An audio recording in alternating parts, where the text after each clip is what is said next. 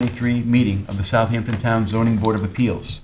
This meeting is being held live and also via video conferencing in accordance with the Town Board's enactment of Local Law Number 14 of 2022, adopted on May 24th, 2022. Our next meeting and those following will be held in person here at Town Hall and will also continue to allow for remote participation. So we ask you to continually check the town's website for updates and any new information. If you wish to view tonight's live meeting only, please do not join the Zoom meeting and instead go to the town's website. With that, I'd ask that you join me for the Pledge of Allegiance. I pledge allegiance to the flag of the United States of America and to the republic for which it stands, one nation, under God, indivisible, with liberty and justice for all.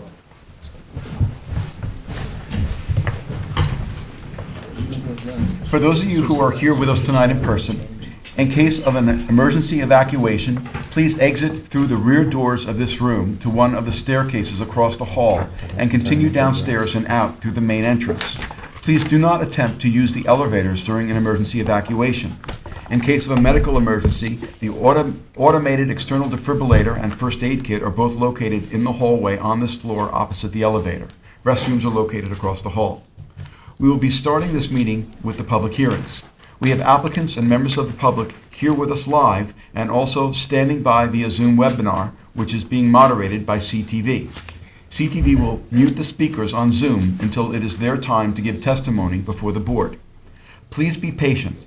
If you find that you are having difficulties accessing the hearings, please visit the town clerk's meeting portal and click on the instructions link. Please silence your cell phones and refrain from speaking in the audience to one another in the boardroom as it interferes with our recording equipment. Tonight we have board member Helen Burgess, who will be participating remotely via Zoom, and members Susan Kern and Keith Tuttle, who are absent. A reminder that applicants, agents, and members of the public speaking, other than attorneys, will be sworn in, will state their address for the record, and will offer their testimony as it relates to the application before the board. Before handing in any submissions to the board tonight, please make sure that the documents identify the ZBA application name and tax map number. The application name should also be written on your certified receipts. Unless otherwise stated at the end of each hearing, all of these applications will remain open for written comments for all purposes until a date to be announced after the hearing. Those comments can be addressed to the members of the board and sent via email, mail, and/or dropped off at Town Hall to the Board Secretary, Candace Cowell. With that, I'd ask for a motion that we approve the minutes of our last meeting. Motion to approve. Second. Mr. Leonard. Aye. Mr. Macedonio. Aye. Mr. Daly. Aye. Ms. Burgess. Aye. Chair votes aye. Minutes are approved. And now on to adjournments. Okay, starting with case number 3, application of 1127 Noyak Path LLC, 4 Windy Hill Lane, Bridgehampton, Suffolk County Tax Map number 900-36-2-16.7. Applicant appeals the decision of the building inspector as provided in Town Code Section 330-165A, appeals on interpretation of zoning law and map, in that the proposed tennis court is located within the required side yard for the principal building. If the board agrees with the building inspector, then applicant requests relief from Town Code Section 330-76D, placement of accessory building structures and uses in all districts, and Section 330-83C yards to allow the proposed tennis court to be located within the required minimum and total side yard for the principal building. In addition, applicant requests relief from Town Code Section 330-11, Residence Districts Table of Dimensional Regulations, for an accessory side yard setback of 7.8 feet where 10 feet is required for the proposed tennis court and all other relief necessary. The board has jurisdiction. You pass that to Adam. This application will be adjourned to May 18th. Second. Okay. Mr. Leonard. Aye. Mr. Daly. Aye. Mr. Macedonio. Aye. Ms. Burgess. Aye. Chair votes aye. Okay, turning to case number 8, application of Michael Gluckman and Leela Budart Gluckman, 38 Cliff Drive, Noyak, Suffolk County Tax Map number 900-9-1-45. This application will be adjourned to July 6th. Second. Mr. Leonard. Aye. Mr. Daly. Aye. Ms. Burgess. Aye. Mr. Macedonia? Aye. Chair votes aye. Case number 10, application of 625 Butter Lane Homestead LLC, Agricultural Reserve, Suffolk County Tax Map Number 900-51-1-17.7. This application will be adjourned to July 6th. Second. Mr. Leonard? Aye. Mr. Daly? Aye. Mr. Macedonia? Aye. Ms. Burgess? Aye. Chair votes aye. Case number 11, application of SGM Excavating LLC and Max Masonry Supply LLC, 110 and 154 North McGee Street, Tuckahoe, Suffolk County Tax Map Numbers 900-129-2-19.1 and 19.2. This application will be adjourned to July 6th. Second. Mr. Leonard? Aye. Mr. Daly? Aye. Mr. Macedonia? Aye. Ms. Burgess? Aye. Chair votes aye. Case number 12, SGM Excavating LLC, 110 North McGee Street, Tuckahoe, Suffolk County Tax Map Number 900-129-2-19.2. This application will be adjourned to July 6th. Second. Mr. Leonard? Aye. Mr. Daly? Aye. Ms. Burgess? Aye. Mr. Macedonia? Aye. Chair votes aye. Okay, turning to the decision calendar, the agenda. The following decisions will be adjourned to May 18th. Barbara Rosenthal, Matthew Frank, the Andrea Rothbort 2015 Family Irrevocable Trust, Production Holding LLC, and Lee Skolnick. Second. All in favor? Aye. Any opposed? The decision for Dean W. Van Tassel will be adjourned to June 1. Second. All in favor? Aye. Any opposed? Okay, I now make a motion to reopen the application of HB Beach House LLC to accept written submissions. Second. Mr. Leonard? Aye. Mr. Macedonia? Aye. Mr. Daly? Aye. Ms. Burgess? Aye. Chair votes aye, reopened. I now make a motion to close with a decision to be rendered later on this evening. Second. All in favor? Aye. Any opposed? I make a motion to reopen the application of Nicholas Howell and Nicola Welch to accept written submissions. Second. Mr. Leonard? Aye. Mr. Daly? Aye. Mr. Macedonia? Aye. Ms. Burgess? Aye. Chair votes aye, reopened. I move to close with a decision to be rendered later on this evening. Second. All in favor? Aye. Any opposed? I move to reopen the application of 103CO LLC to accept written submissions. Second.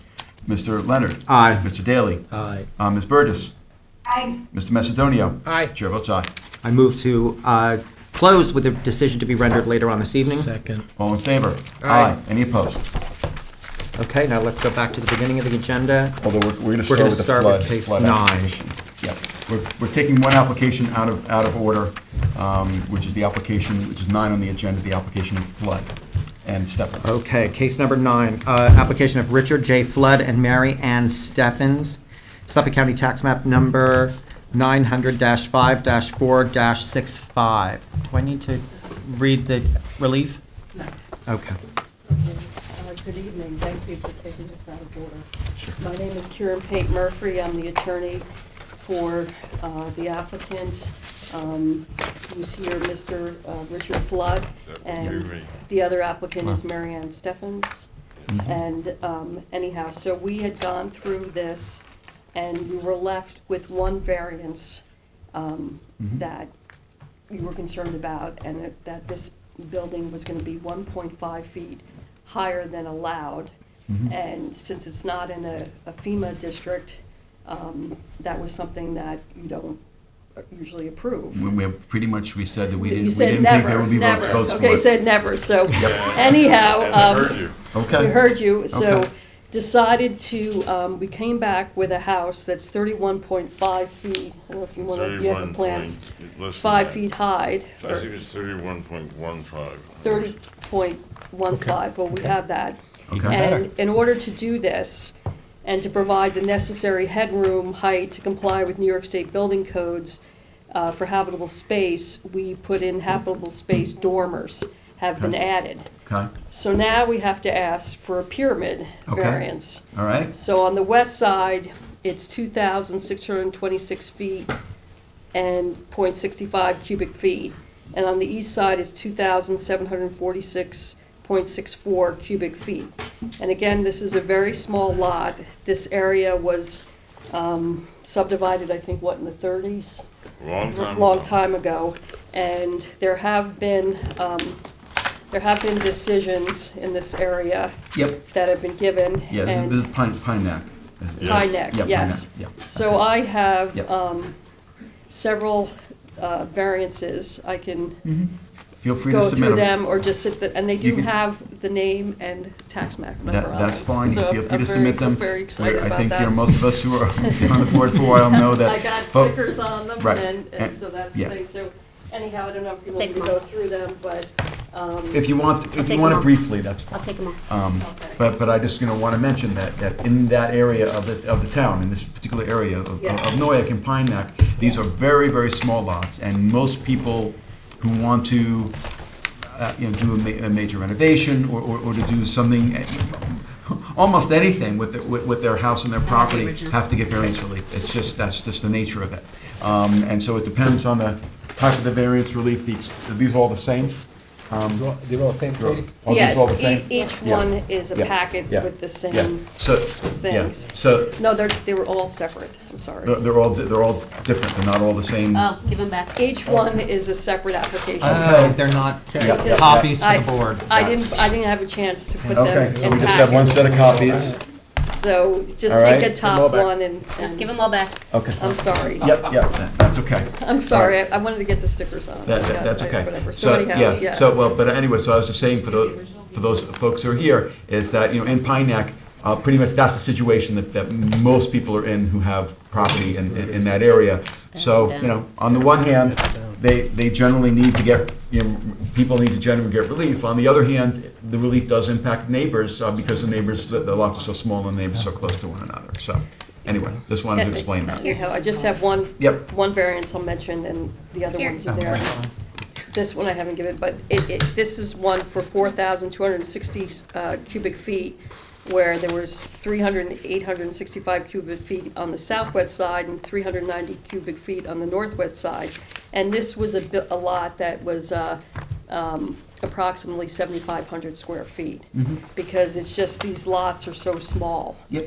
And this is just really a fill-in parcel, but it does fit within the character of the neighborhood. And again, we're upgrading the septic Yep. and Yep, doing so, that, so I appreciate the fact that you revised the application to get rid of the height relief. Yes. As far as the pyramid relief goes, it is not a insignificant amount of pyramid relief I that is, understand. it's, over 5,000 cubic feet, but we have granted similar amounts of pyramid relief to other properties. In the past, so that is a consideration. We'll see what the neighbors have to say Okay. about it. Yes. But I much prefer granting pyramid relief than granting height relief. So, I'll put it that way. All right, thank you. Does everybody have a packet? And, each Uh, packet is Yeah. one individual. They're not. Each Oh, they're each packets? packet is 5 different variances. Okay, I'm sorry. Does everybody have a packet? No, we don't. No. We just thought that they were Is submitted. that No, I the know, but I sheet passed put them in down to there? Bob, so. I handed them down. Yep, Yeah. I didn't even grab one, I was in the No, middle trying of to talking. Yeah, so what? I think that's what you put down Okay, there. so all that's. Yeah, yeah. There should be 5. Okay. I have Yeah, the five. original file. I have Okay. the original Okay, file. that's Okay, great. there's 5. Okay, so that's all pyramid in that area. I have Okay. one, there's another one. Everybody Okay. should have one Yep. packet with 5 different variances. Does anybody else Get your need one? yellow So crayon. it was put in the packet, I apologize. Okay, so But I you just, realize this is yeah. a large yeah, variance. so I but- just want to ask about ceiling heights. For what, do we know what the ceiling So I heights are on lowered the the floors? second floor ceiling height to 8 feet. Okay, And now I've got 8 feet at the dormer, and there's really nowhere left for me to go. okay, So, Okay, so he did that. yeah. and I think if you look at the house pictorially, it fits. It's not, it's not a rotten box, Do you have a new elevation? any kind of a mansion at all. Yeah, okay, okay. Do you I have you believe- And I'm submitted? hoping that Have you'll be you able to do what submitted? you want with the property with the redesign. I believe the I new, mean, I started out trying to avoid any variance at all, but between Suffolk County Health Department and some other factors. Well, I mean, Oh, I the see. Well, I see. practical way to do that pyramid is to build a sketch. smaller house. okay. Do I need them? No. Okay, so here's a full set of plans, and this shows, Uh-huh. I did submit, I believe we did submit You just probably have the 11 by 17. 11 by Maybe 17. thank you, Ariel. So that's probably got, but if you wanted to see what this is, Careful because of the, Karen, the microphone is right here. Microphone. Okay, sorry. You have to keep it away from that. okay. So you can see Mhm. the style. Yeah, So this is the one so it's that- really the dorm, yeah, Yeah, the without the dormers. dormers, This one here and Yeah. this one here. here. right. Without those dormers, we'd be back to where we were, except we'd be 2.5 feet lower. And Mhm. we're At the keeping ridge. the side yards, What kind of living Same. space are the dormers? I'm sorry? What kind of living space is represented by the dormers? Bedrooms? Bedroom, 2 bedrooms, Okay. okay. And how many bedrooms altogether? 4. Okay. And what's the total pyramid? 9. No, not nine. No. I wrote down, there was. There was No, those are- 2,625. 74? Those Yeah. are old variants, those are other variances. okay. No, it's like five something, right? What was the total? Yeah, A you little over 5,000. You said What is it? 2625 on one side, right? And Yes. 27 something. 46 on the other. Yeah. 2746. I think she said 4,262, is that right? No. No, No. that's definitely not right. I didn't add them all. 5371, I think? She added them up. What did you come to? 5371, right? Yes, 5371. Yeah. 51, yeah. 53, What did you say? 5,371, Helen. That's quite high. That's a lot. on the other hand, in Pine Neck, in this area, it's a problem. It's just a problem. The lots are very small. We have areas of Flanders that are very similar to this. And They could make a smaller house. Well, the house is not that Granted, large. 74. the problem is, It has 5 bedrooms. No, oh, it's no, 4, Four. but the first floor has to be 14 feet because the water table is like 3 feet. because you don't want water in the basement. And in order to meet the New York State Building Code, it had to be raised up a little bit. So it ends up being 14 feet, even though the ceiling height is The ceiling height on the first floor is 9. 9, On even though the second ceiling floor height 8. is 9, and the second floor is 8. So these are not, the result of high ceilings, and it's just opening up the dormer. Well, what do you mean it has to be, it's not in a flood zone, so what do you mean it has to be elevated? Just because of the building code that. I don't know. it So is- you well, want your finished first floor at 14.0 if you're in floodplain, which I don't believe we are. We're not, yeah. But there's water in the street every day, so we're not in it according to the map. You guys know that what's on the map is one thing, what's reality is another. You don't want to build your house with a finished first floor lower than 14.0. But what could it be? I mean, that's, This, the board typically grants pyramid relief, they grant height variances when you're in flood zones. You're saying you're not in a flood zone, but you're still elevating it, so how much lower could it be? but we're below the I don't 32 know feet, that answer. so. But you have But you're the asking for pyramid. pyramid Pyramid, relief right, based okay. upon, and if it's elevated. Not based upon that, I mean, based upon a number of factors. It I don't is, understand why it has to be elevated like that. okay, it has to be, let me see.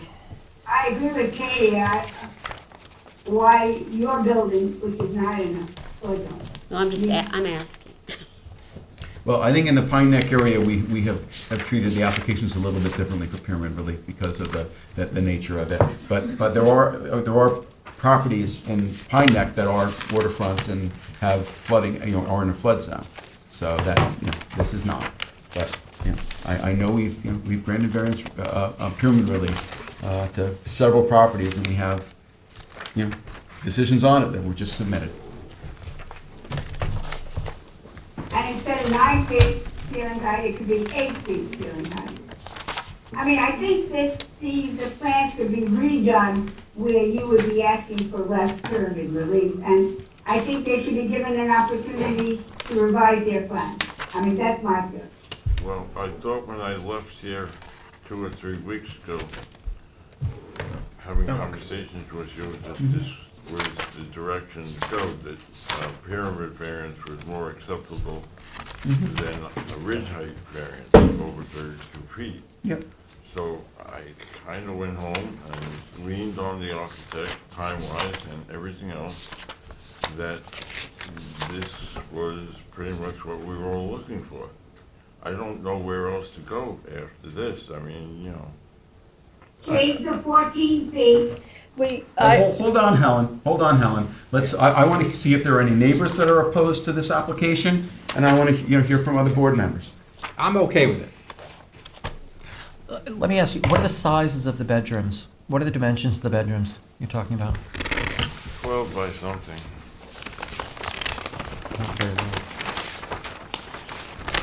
I want to see if there are any neighbors Yeah.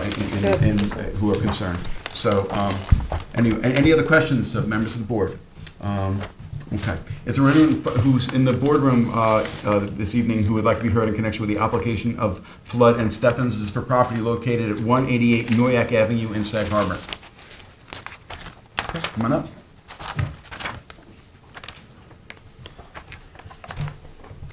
Just have to swear you in unless you were previously sworn in. I was sworn in before. You were sworn in before, so you just state your name for the record. Ed Padine, 182 Noyak Avenue. Okay. Yeah, I was here before last two meetings, and we had spoken about the setback for the pool. That was the main question. As far as the dormers, I'm not clear on the changes in the heights, to be honest with you. Okay.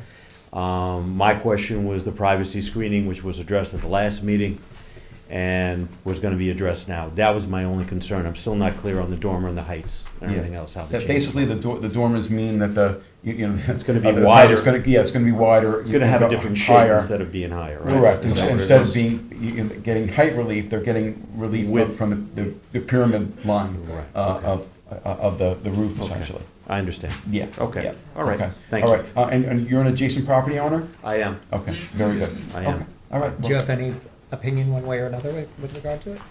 I realize that there are issues and the lots are very, very small. So, I mean, the house is going to be very close to my house. I am concerned, but whatever can be done.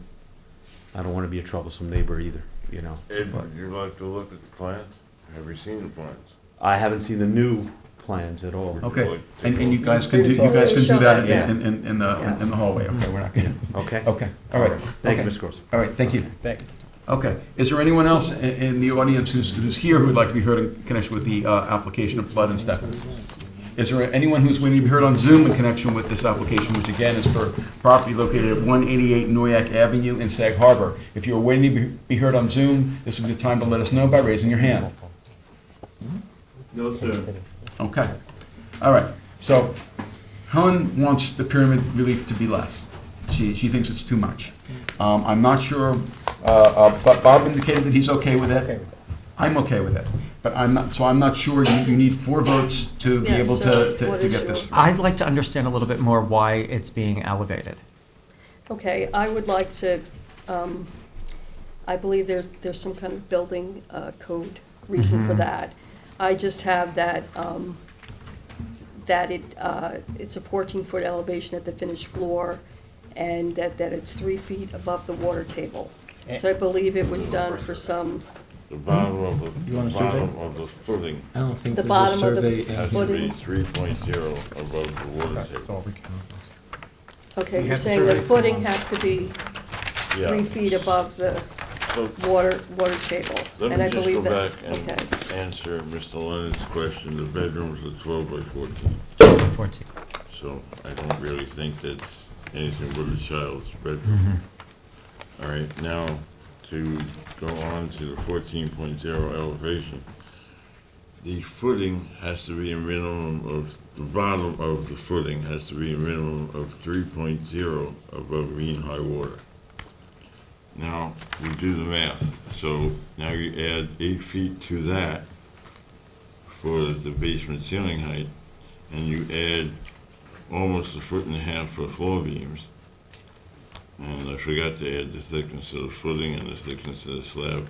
But when you add that all up, you're at 14.0 on the finished first floor height. So you're designing an 8-foot basement? Yes. Okay.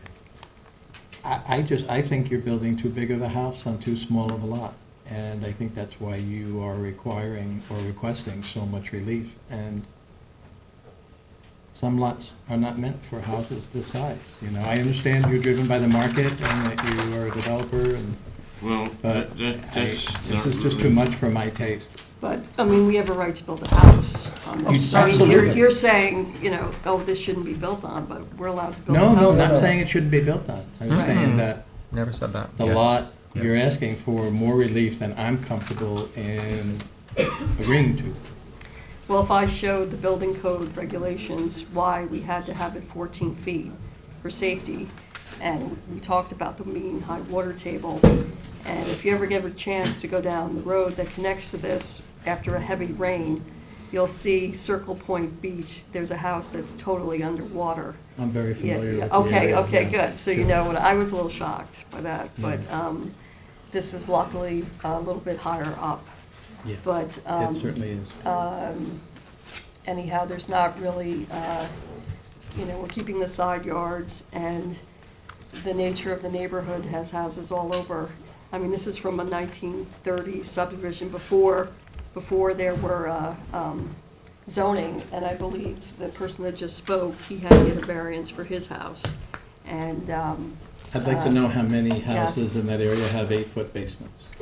I mean, I don't know if that information is available, but I wouldn't imagine that there's Well, too to be many. honest with you, there's not that many, but knowledge today is different than knowledge then, so True. and back then, everybody was like, I'm just gonna build myself a summer bungalow. So if it was on a crawl space, it was just like, I need space to get to shut the water on, shut the water off, but obviously lifestyles have changed. But I'm just wondering, since we're here and we're trying to get this done, do you need a basement? I mean, if you didn't have the basement, would you still have to have that 14 feet? I would want that 14 feet whether there's a basement or not, because I don't need the water, the tidal water when look, we had Hurricane Sandy. You know what happened. Yes. I'm not gonna build something that's gonna jeopardize what's gonna happen for the next hurricane. Hopefully, God is And- good to us and we don't get a hurricane for 50 years like Sandy. And this house is But- gonna be totally electric. Totally electric, and So there's it's- gonna be utilities in the basement. Okay, so could there be a crawl space for that?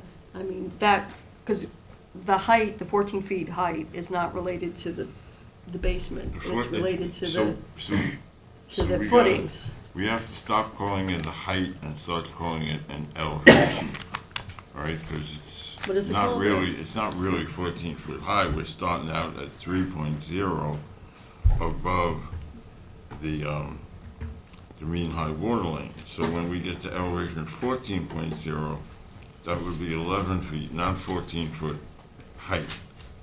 So yes, the basement ceiling is 8 foot high. And most basement ceilings these days are 9 foot high because most people finish their basements. I don't anticipate this basement ever getting finished, but you have utilities down there. Okay.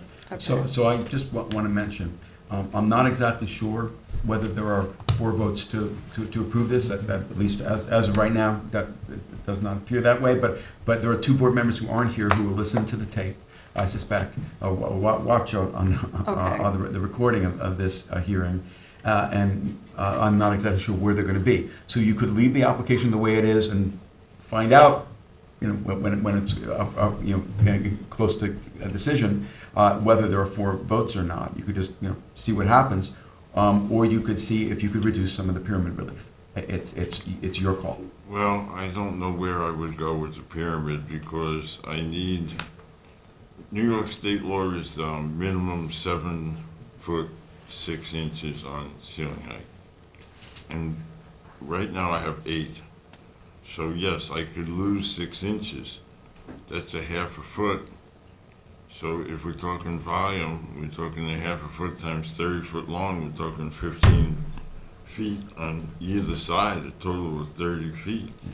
If that makes everybody happy, I'll do that. But 30 feet is a pretty small amount out of what we've got right now. And I can't go lower than that. Okay. Can I say something? Of course. Yes. In terms of how to make this house work, so I could be in favor of it, I have some thoughts about maybe, we don't have a basement. So I don't know, the absolute necessity of the basement, but if there was no basement, there'd be less encroachment. So maybe that's something you might consider. And I don't know how the other board members feel about the basement. Well, I mean, if there was a lot of things, but Well- I'm not gonna build a house without Well, a But you're basement. coming to us for that reason, and some of us feel that this might be too large a house for this space. And one of the ways to make it a little bit smaller is to eliminate the basement, because there are houses that don't have a basement. So would you vote for it if the basement was eliminated? Then you have to tell me what the encroachment's going to be. It's gonna, is the I would pyramid, be much more happy with it. what, is the pyramid relief gonna change if the basement isn't there? No, I don't think so. no, yeah, it's not gonna Still gonna have change. the same elevator, same. Yeah, I was just looking. How could it not change if there's no basement? Because the Question. basement's got a, he said the basement's got a like 8-foot ceiling. Well, no, because they, And he said if you reduced it to 7.6, it would be reduced. We're the a little But it's hobbled not- right now because we yes. haven't seen these plans. why haven't you seen No, them? you've had the plans. I think Karen submitted, unless those are new. Those are No. new. They were 11 by They- 17, weren't they They're in submitted? the middle. Yeah. They And the are submittals, submitted. we were They're handed 11 by- them Which- at Which we 5:45. just received today. At 5:45? Yes. Yeah, so. Yeah. But they were Right, submitted. right, They were submitted a couple of days ago. I wasn't in the office, but they were here. a couple yep. Yeah, yep. so we just received these plans when we sat down at our meeting at 10 to 6 tonight. So Okay, haven't had the chance to look at I them understand, yeah. and absorb them. I'm not gonna try to redesign your house for you, Exactly. but I would suggest we adjourn until we have all the board members, and maybe get a better idea, we can look at Yeah. the plans. We'll hold it over, if that makes sense, Adam. Yeah, I'm fine We with that. have two people Okay. missing tonight, you may have the 4 votes, once we look at everything. I'm okay with it, but But it would be persuasive, Karen, if you can get a letter from the building department or a builder or an architect that says what you're saying, that the building code requires it to be that high. I don't think this board has ever heard that. No, Usually no, it's no. in Okay, re- so let's be clear. Building code requires that the footing, the bottom of the footing be 3.0 above mean high water. Uh-huh. The building code does not require in this area that the finished first floor be at 14.0. Right, well, that's what I was asking. But What common elevation does it sense- require? No, what elevation does the building code require? I'm sorry? What elevation What does the elevation? building code require? If it 3 wasn't feet above 14 what feet. elevation? I It would can't- bring I- everything I down. cannot answer that question. Okay, so I we'll don't have know. to But that would find be that out, we'll have helpful. to find that out. But what's gonna happen is that you're not gonna get a basement, you're gonna get, or you're gonna get a separate basement, or. All right, but the you're gonna get basement a is But- not but- affecting the But what pyramid. Katie's saying is that she believes the pyramid will be reduced if there isn't a basement. I just assumed it was, because he said if you reduce the ceiling height, it would reduce the pyramid. Well, if we reduce the 14 feet. I'll give you Right, that answer. I understand that. I understand. I'm minutes. I'm sorry, I understand. Well, I appreciate us putting on first. And I'm sorry you got it, we did ask for a month, Yep. and so you didn't Yep. have much time. Okay. We'll go back and look at this, and then I guess a meeting where everybody's buddies are gonna be here. Okay. And so what would that, what, do you know, Candace, if, like, when's the next? Where we have time, we don't, I'm Well, not even sure. 518 is open. Okay. Okay, 5:18. I won't be here on 5/18. That's true, I can see your email. Yes, I'm sorry, I won't be here on 5/18, So so, the next one after that is Six. June 1st. and first, That's the June- one time you can normally just. so June 1st, and that will give us more time to look at this, and give everybody more time. Yeah, maybe bring the architect who can answer most of these questions. Okay. ultimately, my sense is you're asking to build too large of a house at too high of an elevation on too small of a lot. And I understand your request, and it makes perfect sense in this world and in this real estate market. But it's just too much relief for my comfort level. Okay, well, So thank you definitely have two people who are clearly Against it. opposed. I'm not committing to anything at this moment. Yep, That's okay. Yep. That- And- I don't know, is and it better than Bob, no? Bob and I are okay with it. The question is, where, Keith and Susan. whether you end up with 4 votes. Or if, based on reviewing of the plans and the information We that we can get from adjust it a that, little that bit. changes the people's point of view. Okay, I Was this appreciate subject to a it. wetlands permit from the conservation board? I'm asking you, Karen, was this subject to a wetland permit or anything? No. No, okay, I just wanted to make sure. Yeah, no, I'm sorry. No, I just wanted to make sure. I was like, wait a minute, what board am I at? Oh, I thought I.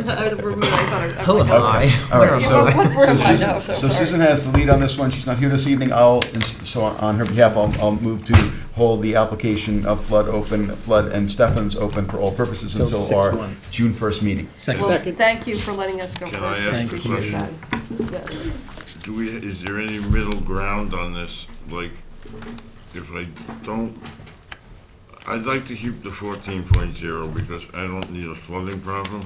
If I find a way to lower the requested pyramid variance, or, They're open to that. are we open to that? Yeah, absolutely. Yes.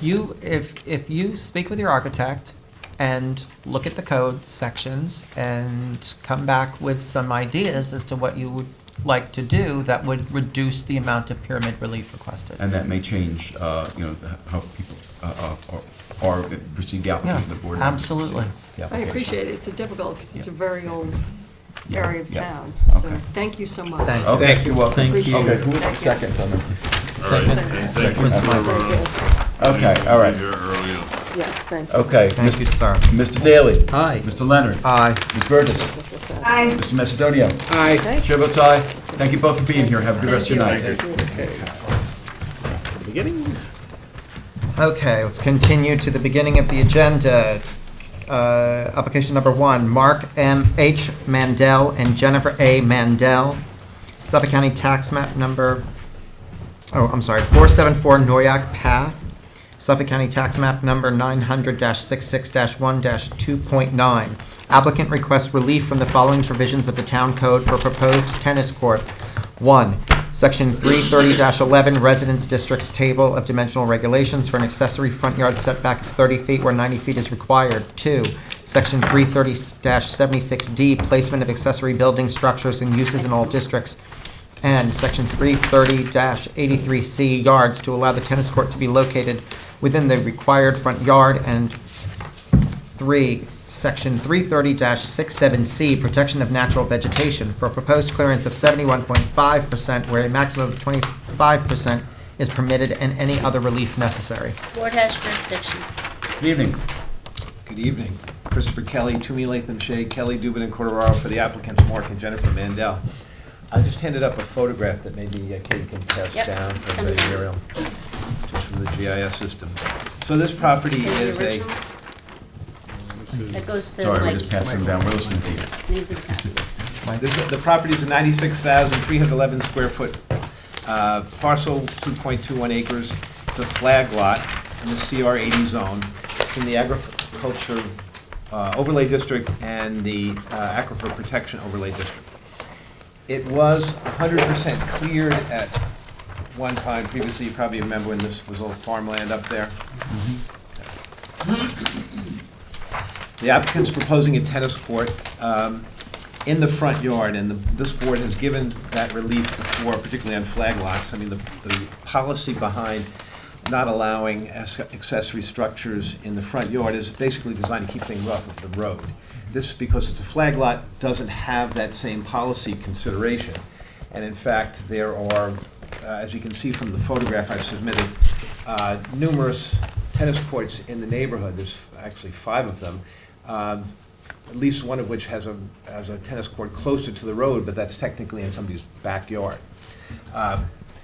We received a couple of calls before we came here tonight, and the applicant's committed to reducing whatever impact any way he can, but he was happy to sink this tennis court and landscape it as a benefit to the neighbors.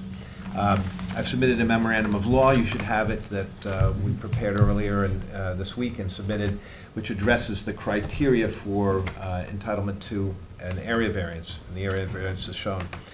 I'll just review them quickly. There's no undesirable, won't be any undesirable change in the neighborhood or the district. As mentioned, it's consistent with the neighborhood that there's these tennis courts throughout the neighborhood on numerous properties immediately adjacent and nearby, many of which or most if not all, are not sunken, the way applicant will propose to do it. And this tennis court would not be visible from the street. The question, probably, the biggest question here is whether the applicant could actually put it in the rear yard. And although we probably could, there's reasons why you wouldn't want to do that. You'd be closer to wetlands. And we've seen from a DEC map that there are wetlands on this property farther to the north that the tennis court would be closer to. In each instance, you'll be taking out some vegetation, but because of the configuration of the lot and the existing locations of the existing structures, the applicant would hope to put it in the proposed area, which is technically the front yard in this flag lot. This board has previously granted variances, and we've attached copies of those decisions in our memorandum of law, where it has granted approval for tennis courts in front yards on flag lots, and particularly even smaller setbacks. And one is just 5 feet and one is just 12 feet from the property line, which is technically the front lot line. Here, we're talking about a 30-foot setback, which is consistent with the accessory structure setback for side and rear yards. So if this was considered the rear yard, that would be, no relief would be necessary. Also, because of the clearing, because this lot was previously 100% cleared, according to the building inspector, we're entitled to, I believe it's 62.4%, and we're asking for slightly over 71%. I think those are the numbers. 62%, yes, and we're asking for 71.5% in terms of total clearing. And the stuff that's being cleared is stuff that's only grown there since 1984, when this was a farm field. Did you find any like variances where this board has varied the clearing? Because typically they don't. Typically that's like a planning board function. Yep. Did you find anything like that? No, but we were, in terms of what the building inspector told us, at first he originally told us that we were grandfathered because it had been completely cleared. Right. And then he said, oh, there's this law that says if it grew in Yeah, if it for 20 revegetates, years, yeah. revegetates naturally, then, and I think that the bulk, a lot of this vegetation is actually ornamental. There's some that's natural that grew back in, but there's other stuff that's landscape. Yep. So I definitely would like Anthony from the planning department to give us his feedback on this. The applicant got the benefit of a pre-existing, I was involved with this and went back to the building inspector twice, and they got the pre-existing determination of 62 point whatever %, where they're allowed 25%. It was a farm field, but the code says it reverts, and there's a lot of woods in the area. The mechanism for getting any additional clearing is laid out in the code under site disturbance that could be submitted to the planning board. The planning board could first of all, the planning board has to, first of all, no one's supposed to clear any properties for a building permit in APOD unless the planning board has given a site disturbance approval. Then there's the issue of people asking for more and all the rest of it, but the mechanism is the planning board. I could tell you, because it looks like this plan here says proposed additional 8,000 square feet of clearing. I know it's not the greatest vegetation, I said it's been, but it would have to go to planning to get approval for the additional clearing. And the planning board is not gonna, I mean, you'd have to speak to them, but to go from an allowable 68%, where 25% is allowed, to go any higher than that is gonna be an issue. Because we do these regularly. People come in all the time to get additional clearing for a tennis court and try to revegetate in exchange for that. The planning board doesn't particularly like approving those. And in this case, they're already at 68% of the property. 62% of the property where 25 is permitted. I just don't, this board has never granted a clearing variance. So I would argue that the mechanism for dealing with that is with the planning board. And I got, as a staff member, I have an issue with the clearing. It's in certainly this, 330. yeah, the board has the power to do it. The board does have the power to do it. I just asked if you'd ever seen it, because we typically don't. Typically, they go to. But as you can see from the aerials here in the GIS, the neighboring lots are 100% cleared. The one on the road, the one immediately, all three of those lots are 100% cleared. We happen to let some of the vegetation grow back, and so we're getting penalized for that. if we don't. And you're not gonna penalize, the Well, code we don't have specifically the says same. if it reverts back for a period of 20 years. It was a period of 20 years, Mr. Kelly. It wasn't, you know what I mean, for 20 years, Yeah. the property's been reverted. But in terms of, this board is required to consider the character of the neighborhood and impact on that. And what we have here is adjacent lots that are 100% cleared. There used to be farm fields there, but we also have the ACOD regulations which affect this area. The reality is that we want a lot of these areas to revegetate. So and they're protect the this is groundwater. ag district too. How do you justify the fact that you're in the agricultural reserve area, agricultural overlay district and the aquifer protection overlay district? They're directly. They are, but because the code says if a property could revert over a period of time, I would argue that the revegetation takes precedent. If a property revegetates 100%. Wait, so why does it take hold on a precedence second, over let me finish. agricultural? If the property, okay, revegetates for a period, okay, a property that's farm field, and it becomes 100% vegetated, they're subject to whatever percentage. They couldn't go back to the planning board and say, I want 100% clearing. It doesn't work that way. I think that once it revegetates, the idea is that the preference would be to get more vegetation to protect the groundwater.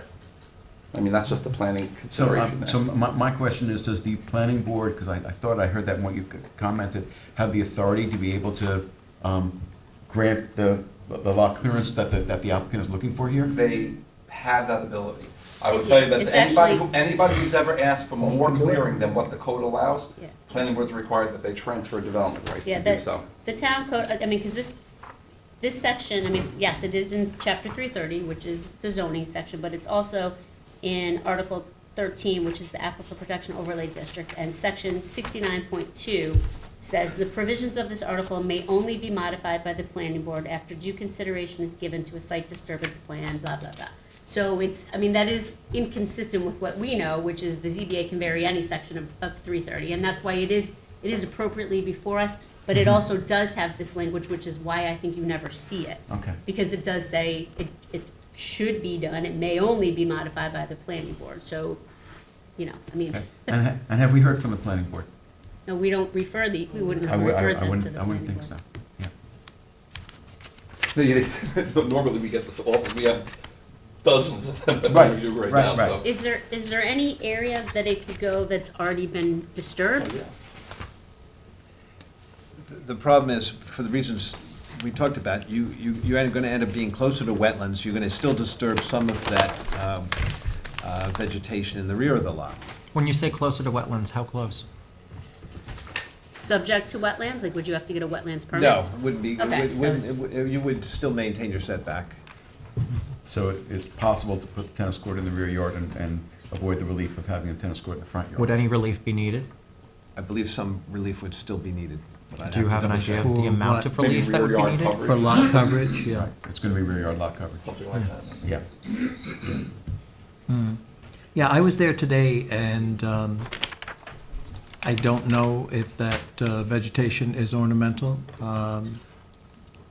It looked very natural to me, and it looked dense.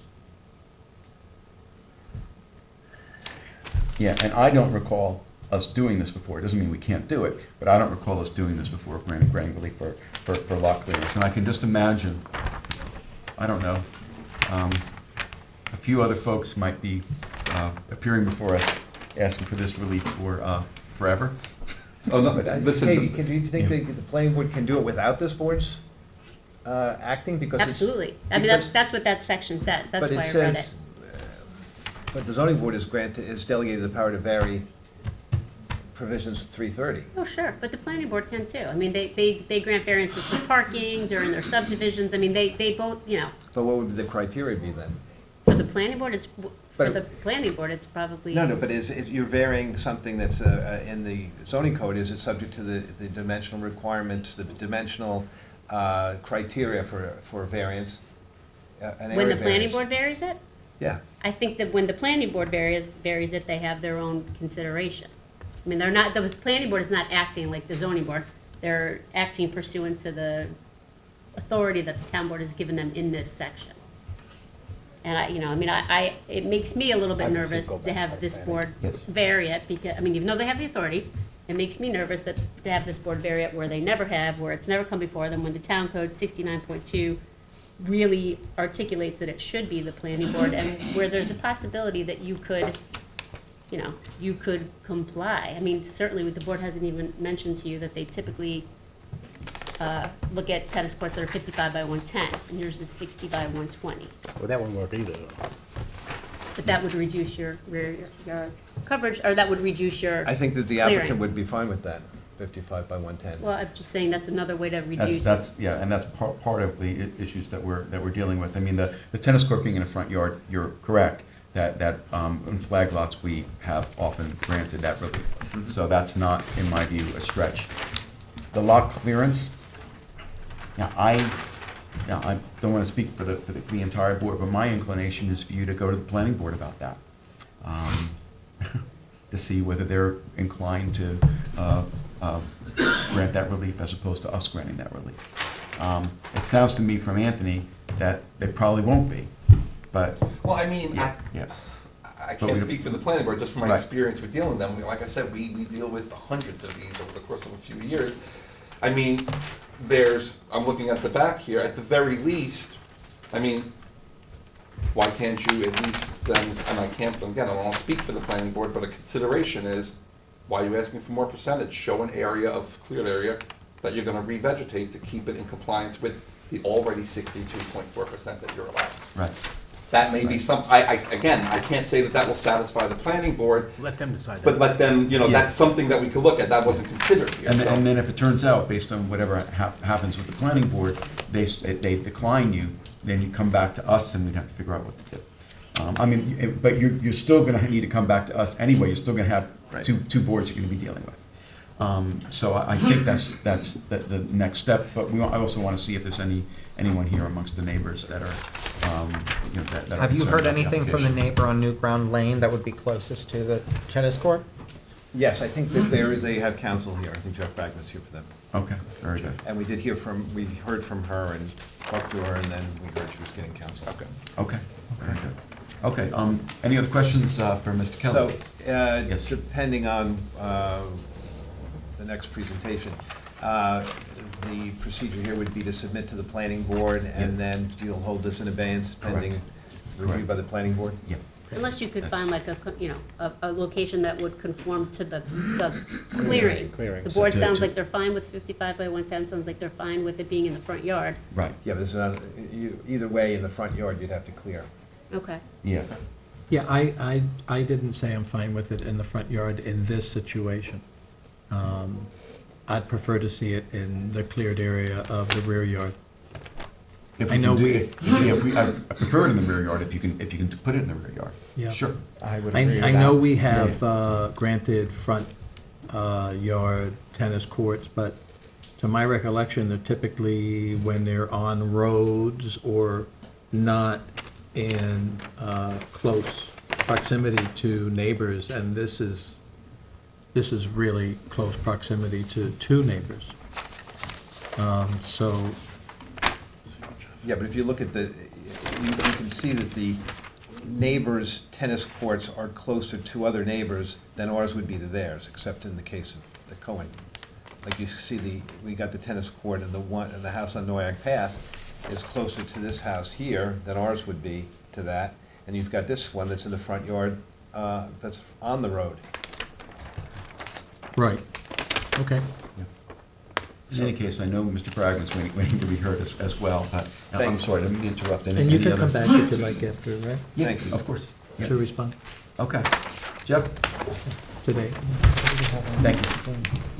Adam, may I say something? Sure. I agree with you, and I also agree with Mike. We feel so validated. Thanks, Helen. Good evening, Mr. Chairman and board members. I'm Jeff Bragman, and I represent the neighbor immediately to the west at 3 New Ground Lane.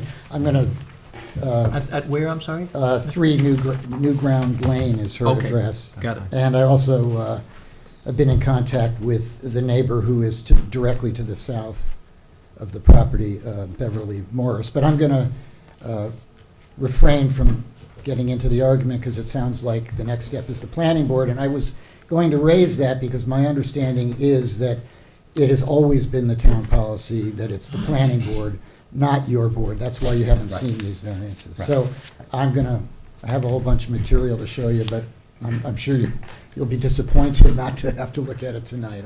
We'll save it for another day. The more the better. Feel free to submit anything. We'll hold off on our argument, and I'll just join Mr. Kelly at the planning board. Okay, very Thank you good. very much. Okay, all right, thank you. Okay, is there anyone else who's here in the boardroom who would like to be heard in connection with this application, with the application of Mandel for property located at 474 Noyak Path in Watermill? Okay, well, before, I just want to ask, so I know we have at least one person online, so I just want to ask, is there anyone from the public who's waiting to be heard on Zoom in connection with this application? And I understand we have you I here. just want to say one thing. Okay, that hold the vegetation that's on. currently- I have to swear you in. If you can state your name and address for the record, please. Jennifer Mandel, Yeah, and your address? 474 Noyak Path. Okay, She's the and do you applicant. swear to tell the truth, the whole truth, and nothing but the truth? Yes, I do. Okay, so if you can now tell us your comments, please. No, I just wanted to mention that the vegetation that you were referring to is 80% Russian olives, and the rest are ornamental landscaping that we planted. And Russian olives are not native to the east end, so they're Right. like a very invasive Right, plant, which is not native to Long Island. right. Okay. Thank you for that. Okay, so pretty much what you wanted to tell us?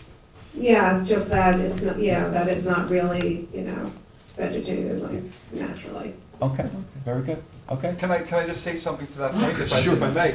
To that point then, that's information that should go to the planning board. Again, what is in that area, and again, I would also highly suggest that they look at revegetating, some kind of exchange. If in fact, I haven't been out there, so I don't know about the nature of the vegetation and where the tennis court is proposed to go at this point. But, again, that's kind of information the planning board should have, so we can assess the whole thing. Okay, all right. Anything else you'd like to add? No, thank you. Okay, all right, thank you for your comments. Is there anyone else who's waiting to be heard on Zoom in connection with this application? Again, it's for 474 Noyak Path in Watermill. If you're waiting to be heard on Zoom, this will be the time to let us know by raising your hand. No hands. No hands. Okay, so then the only other question I have, Chris, is when you'd like the time period for us to hold this over, because you would have to make an application to the planning board. And just want to get you on a microphone, so if you can go either to the podium or the, So given the schedule, I think this has to be adjourned without date, right? Because we need to submit to the planning board and, well, we have to have a date, so even if it's a control date. a control date, so. Yeah, yeah. What dates do you have? How long are we getting planning? Well, you're gonna call me, I'm off tomorrow, but call me next week. Okay. I'll have you come in, I'll sit down with you. Let's go right now to the, July 2nd meeting. The July 6th? Or the 20th? Second meeting in July would be better. Which is No, July Hold on, 20th. Chris looked like you wanted to say. I'm gonna be away the first week in July, that's Oh, all. okay. Okay, So July 20th. July then. 20th? July 20th. July 20th. Perfect. Okay. Thank you Mike? very much. No problem, thank you. Okay. Mike? Thanks, we will adjourn this meeting, adjourn this application to the July 20th meeting. Second. Mr. Daly? Aye. Mr. Leonard? Aye. Ms. Burgess? Aye. Mr. Macedonio? Aye. Chair votes aye, thank you all for being here. Okay, number 2 on the calendar, Lemley Family Irrevocable Trust, 270 Long Neck Boulevard. Where is this? Flanders. Suffolk County Tax Map Number 900-66-1-2.9. Applicant requests relief from the following provisions of the Town Code for proposed, Applicant requests relief from Town Code Section 330-11, Residence Districts Table of Dimensional Regulations for a principal front yard setback from 30 feet to 24 feet for a front covered porch on a proposed new one-family dwelling on a non-conforming lot, and any other relief necessary. Board has jurisdiction. Sure. And I'm sure that Mr. Mercinsik will tell you this, but this should have been advertised as a minor variance. Right, I was gonna get into the. I said, I'm sure you're gonna tell him, but I Yep, figured I yep, would tell you, yep, I yep, confirmed yep, that with the yep. building. Okay, but All right, it for the wasn't, so applicant. here we are. For the applicant, Robert Marcinsick, O'Shea Marcinsick, and Bruin, 250 North Sea Road, Southampton. Good evening. Subject property is located on the east side of Long Neck Boulevard between Pine and Oak Avenues and approximately 3,200 feet north of the intersection of Long Neck Boulevard and Flanders Road in Flanders. It's shown as lots 4, 5, 6, and 7 on a map entitled Bayview Point, filed in the office of the Suffolk County Clerk on April 13, 1944. The property is comprised of approximately 8,000 square feet, located in an R10 zoning district. It's therefore non-conforming as to size, but has been held in single and separate ownership since prior to October 14, 1957. The requested relief is for a 6-foot front yard variance from 30 feet to 24 feet for a covered porch in connection with the construction of a proposed single-family dwelling on the property.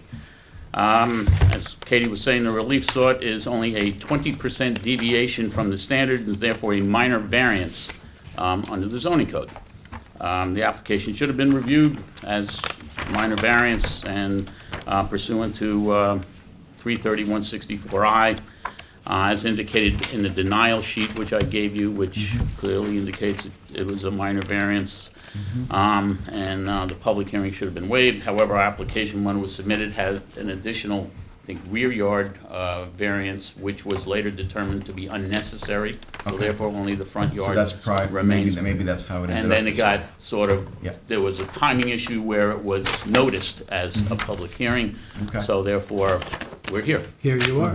doing, doing a public And you love hearing. appearing before us anyway. Yes, I do. I haven't seen you in, a month or so. But as I indicated, it's basically a minor variance, and since it's a minor variance, it's therefore not substantial. That's one of the Is that things they have to look at literal or in technical, consideration. or, Pardon me? is that literal, or is that a... Well, I think that It's a great argument. I mean, that's an easy one. So you got one out of the 5 parts of All the right, test. all right. I'm going to also say that it would not cause an undesirable change in the character of the neighborhood nor detriment to any neighboring properties.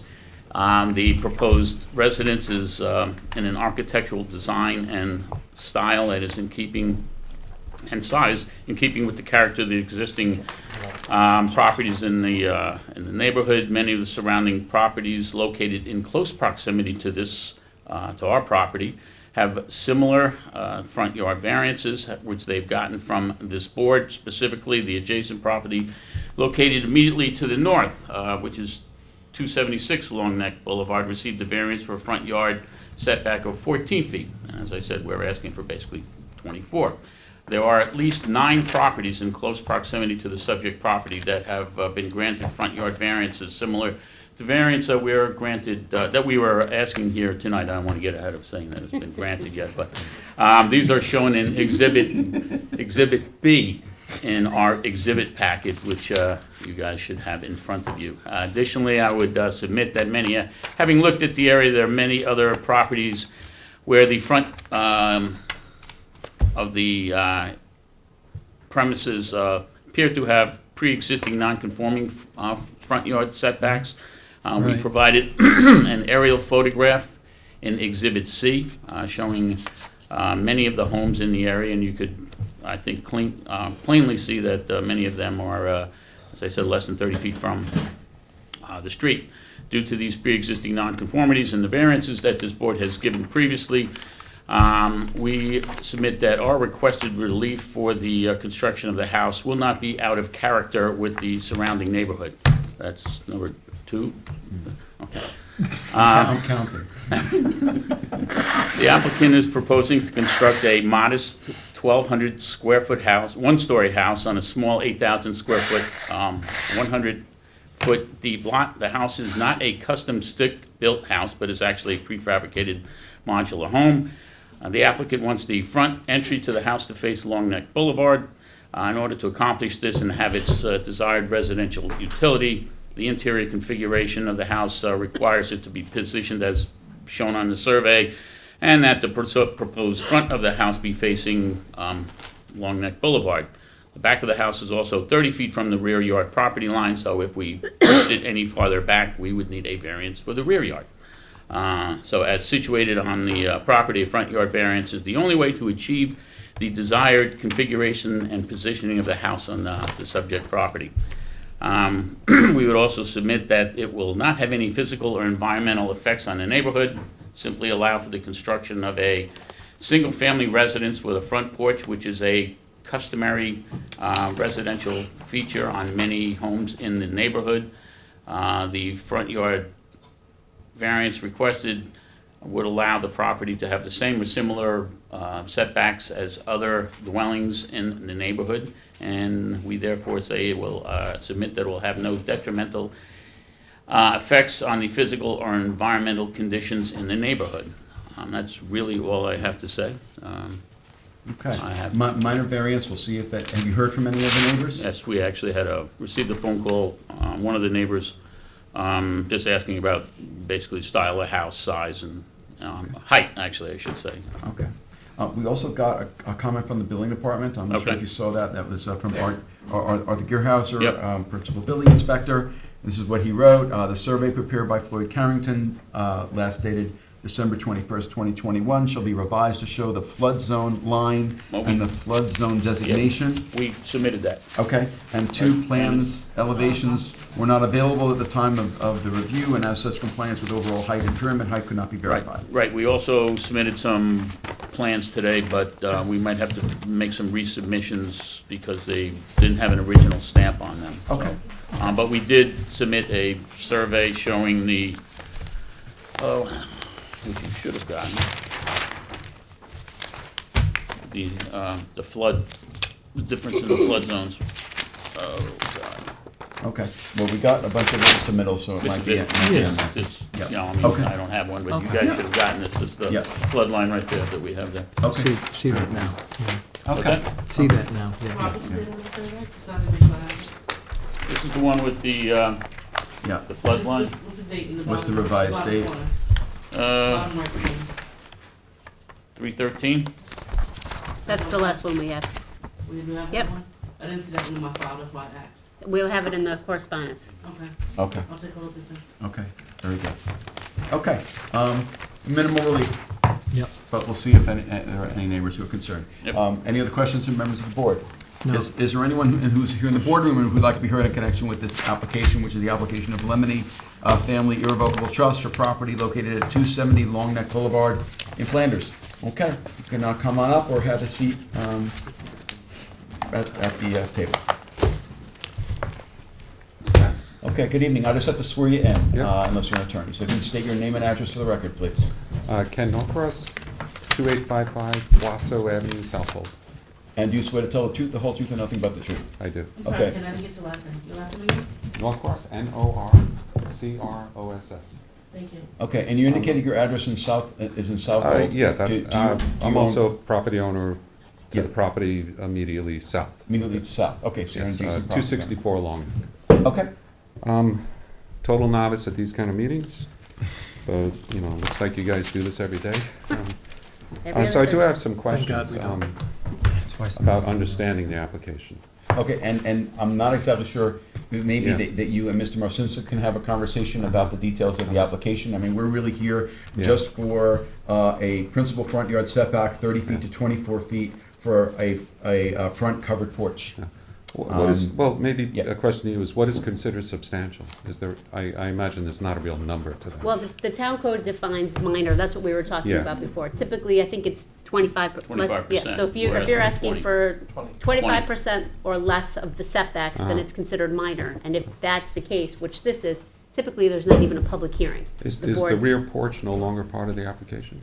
No, No. they didn't need relief for it because it wasn't covered, I Correct. guess, yeah, so it's So it may only be- just the front porch. Correct. So That was they the- may not need relief for it. I don't know whether anything's happening with the rear porch, but it's not requiring variance relief from our board. Because the application says 26.7%. Yeah, that's, the applicant had identified that as needing a variance, and then when it went to the building department, the building department said no. That was removed, okay. Yeah. So it's gonna be built, it just doesn't need a variance, it complies. But in general, it's 20% is the 25%. the boundary, 25%. Yes. Okay.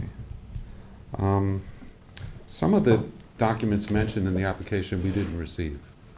It says see attached documents, but I don't see any attached documents. Okay, so there should have been a mailing to you, but I don't know that Well, everything that was submitted. I'm sure he was didn't get any of the mailing. variances, because that's not, we're not required Yeah, to. No. he just handed up stuff to the board now, so you Uh-huh. wouldn't have gotten that, but you should have gotten the survey, Yes? the application. Uh-huh.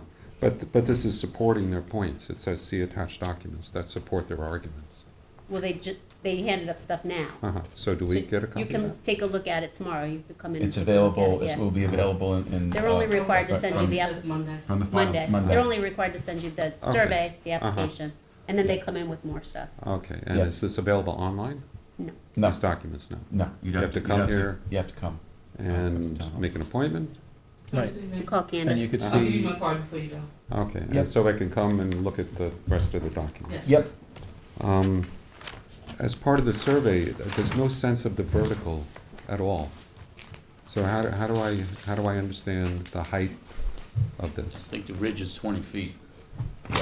Yeah, but what I can tell you is that whatever is gonna be happening on the property, Uh-huh.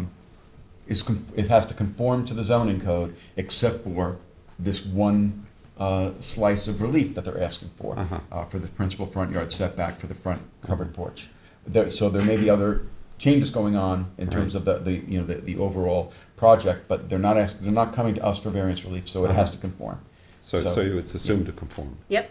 Well, it has to It'll conform. confirm If it doesn't, to conform. if anything else they're looking to do doesn't conform, then they would have to come back to us. And that includes pyramid law and all Yep. of it? It does, Okay. it does. The front porch plan, does it include stairs? I don't see stairs there. I would assume, I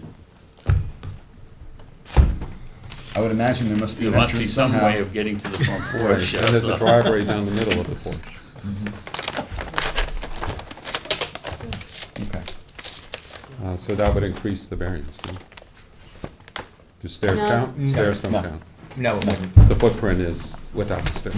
Okay. Well, I don't know the footprints without the stairs, but the relief that's being requested is only related to the front covered porch. Which doesn't have stairs? I'm looking, I'm not an architect. Yep, let's take a look.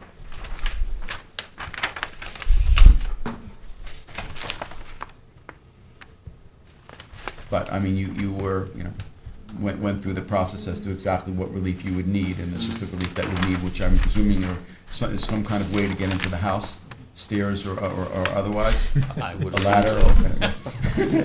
Lift. Rope. wings. Yeah, I don't have any idea. yeah. Okay, well, I think Candace can follow up with you with these kinds of specifics, and you can also speak with Mr. Marcinsick about it. Okay. Yeah, I'm sorry if I'm addressing the wrong group. Yeah. No, this is the group. No, you're asking fair questions. Yep. And sometimes the building department can give you a lot of answers to. And what we're going to do, sir, is we're going to leave this open for 2 additional weeks if you'd like to Submit make any written written comments. submissions or written comments for Yeah. our consideration. And instructions for that are on the website, or? The comments will go to Candace. All right, I'll take her card. Rob, can you just give him a copy of what you just submitted to us? Saves it. Might be an extra one. Yeah. This is what he's. If you have extra. There you go. Okay. He does, because we have board members missing. Okay. Thank you, Rob. Okay. Do you have any other questions or comments? I don't think so. Thanks. Okay, all right. Thank you, sir. All right, appreciate it. Okay. Is there anyone else who would like to be heard in connection with this application, which is again for a property located at 270 Long Neck Boulevard in Flanders? Anyone else? I have someone online. You do, okay.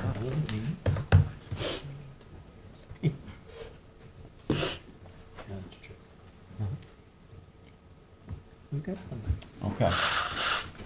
We can see you.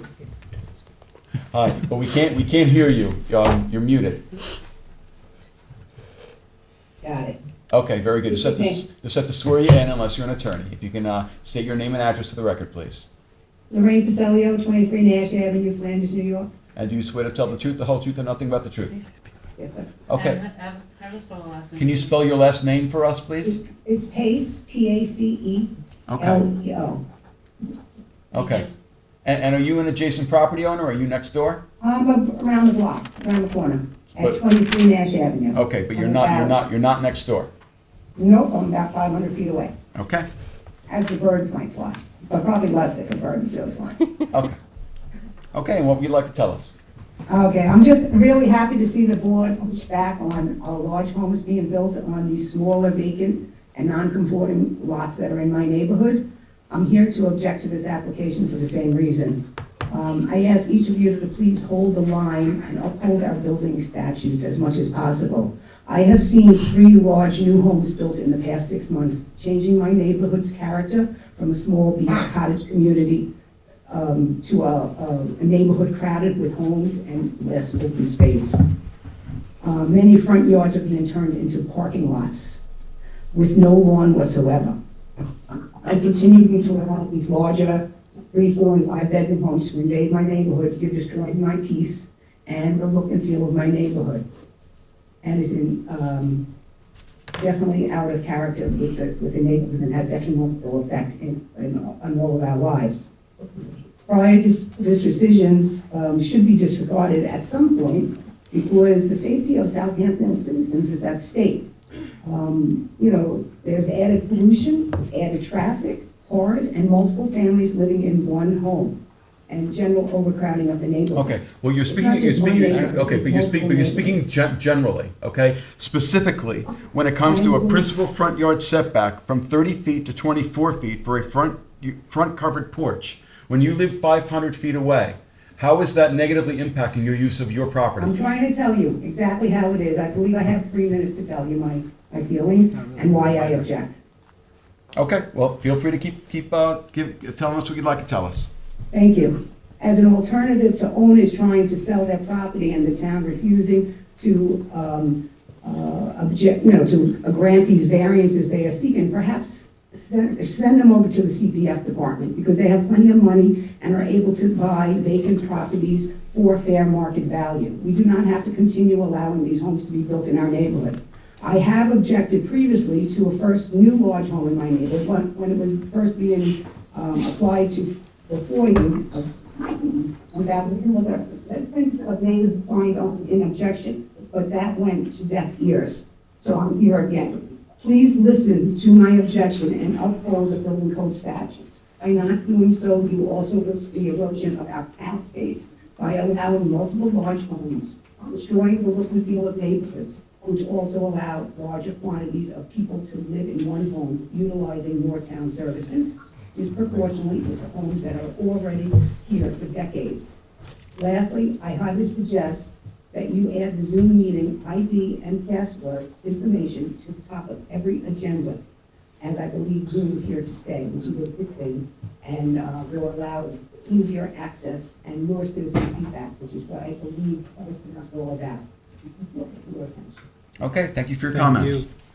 Okay, all right, is there anyone else who is waiting to be heard on Zoom in connection with this application? Charlie? No, sir. No, okay, all right, then Helen, it is yours. Okay, I got a hand down. I came to visit this property. Hold on, Helen, looks like we have somebody Okay. else. Sorry. Wasn't it the person that just spoke? It was, but then he may be switching to somebody else. Oh. Yeah. I was waiting. One more step.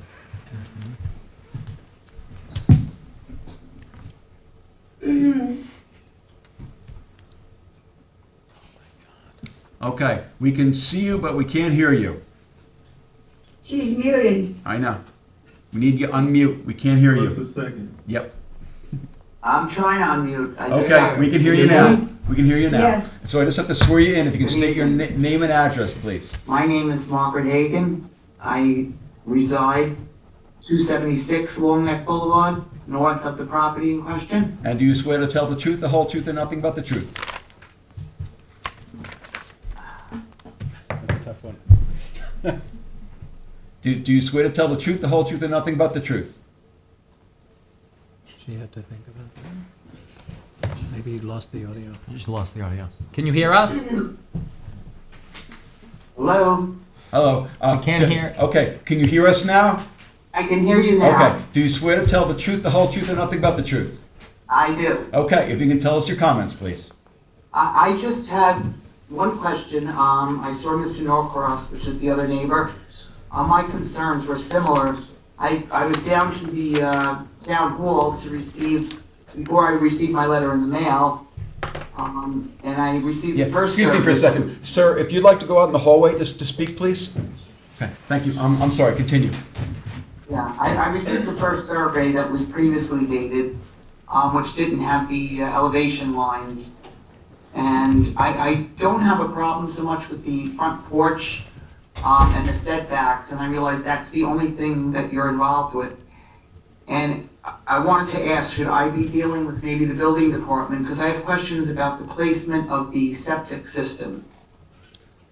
Yeah, well, you can talk to the building department. You can also contact Mr. Marcinsick if you wanted to. You can contact either or both. Okay. Yeah, I just have some questions on that. It seems to be, it seems odd where the placement is when it's the elevation, is a higher elevation where they have the cesspool, where if they went over on the other side, it would be a lower elevation. I don't know if that has bearing, but it just seemed backwards to me.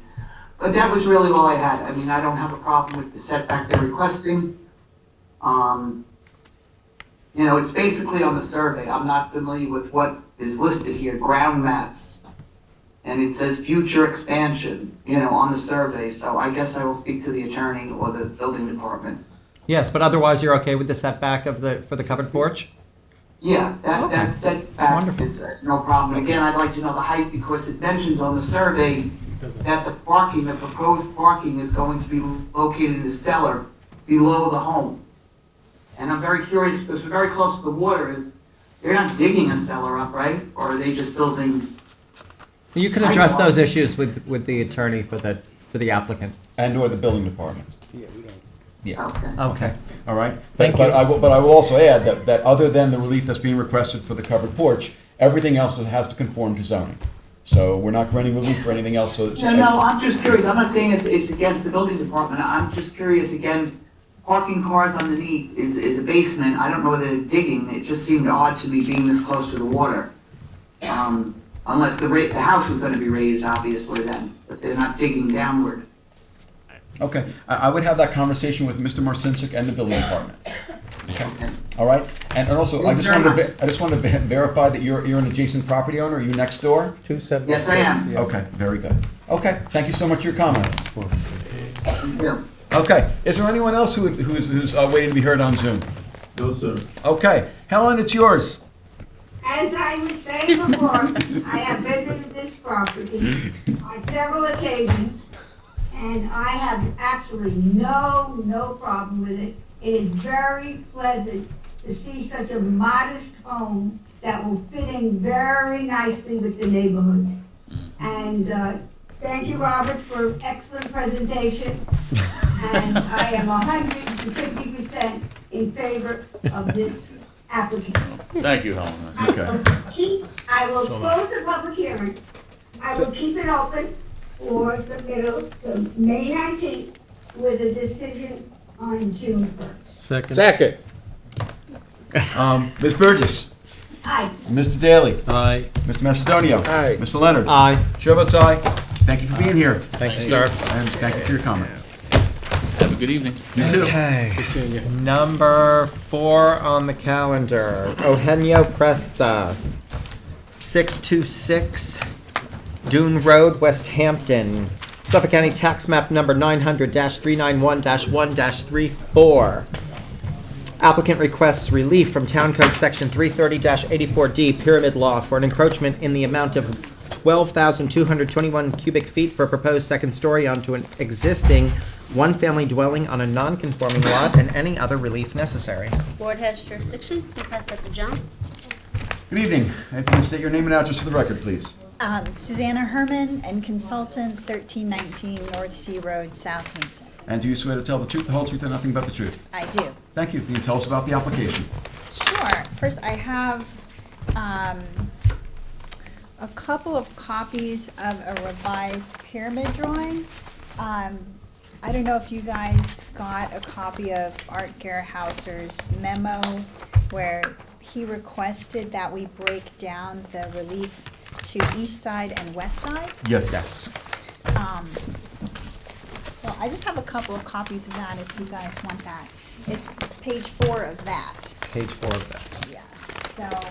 Yeah, but does John have that? No. Yes, this is the new page 4, John. Right. Oh, Don't- okay. Don't Yeah. open it. Okay, well. I mean, that's the whole shebang. Don't do it. You can open it if you want to, but, you know. There's We'll be only, looking at something different. there's We only just 2 don't want to copies, mix, so you give them know, both to get John. things confused, that's all.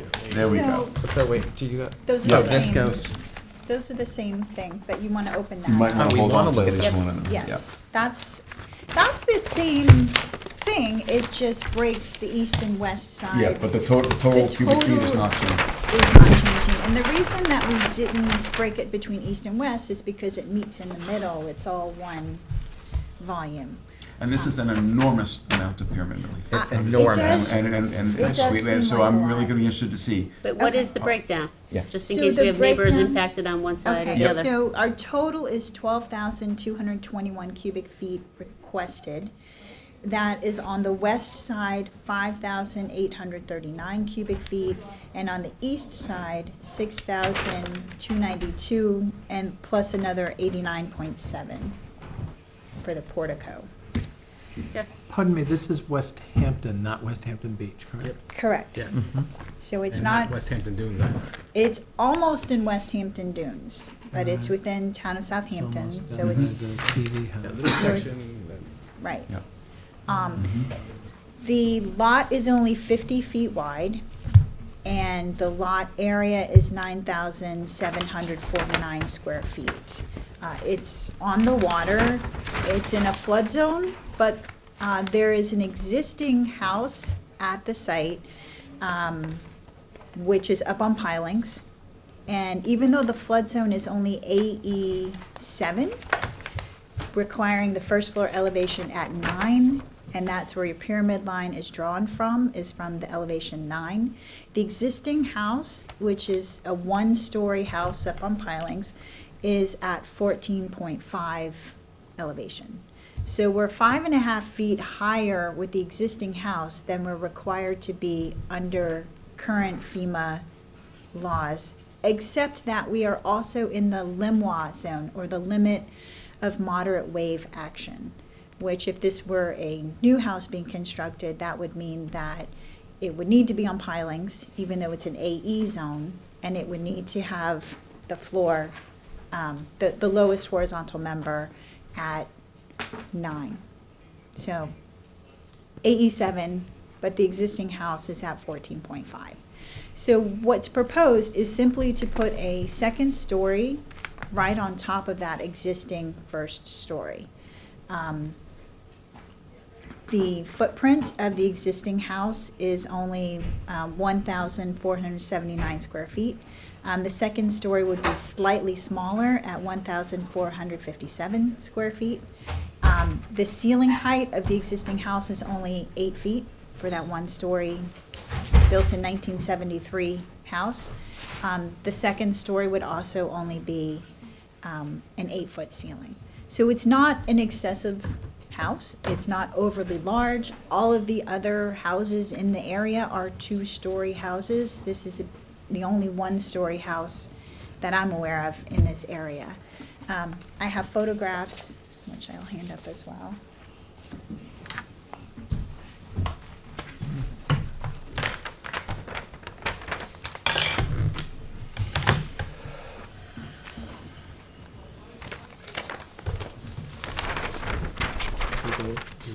Does it matter what's the stamp? The stamp goes to John. John. Stamp Yeah. goes to the lead. Stamp goes to the lead. Welcome to the board. No, I didn't. That was the one I found. So as you can see, this Wow. is. Sorry. Gotta stay on your toes again.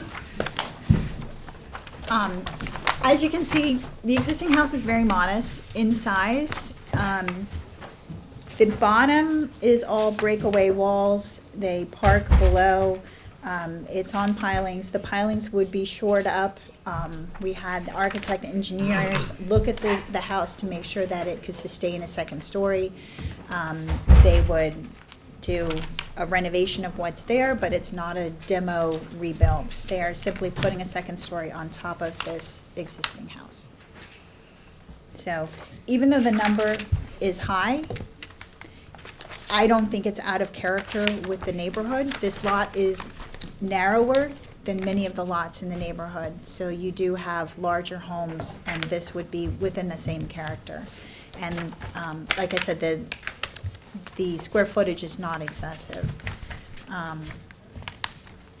We did get a wetland permit. The house is very close to the wetlands. There's nowhere else to move the house on the property.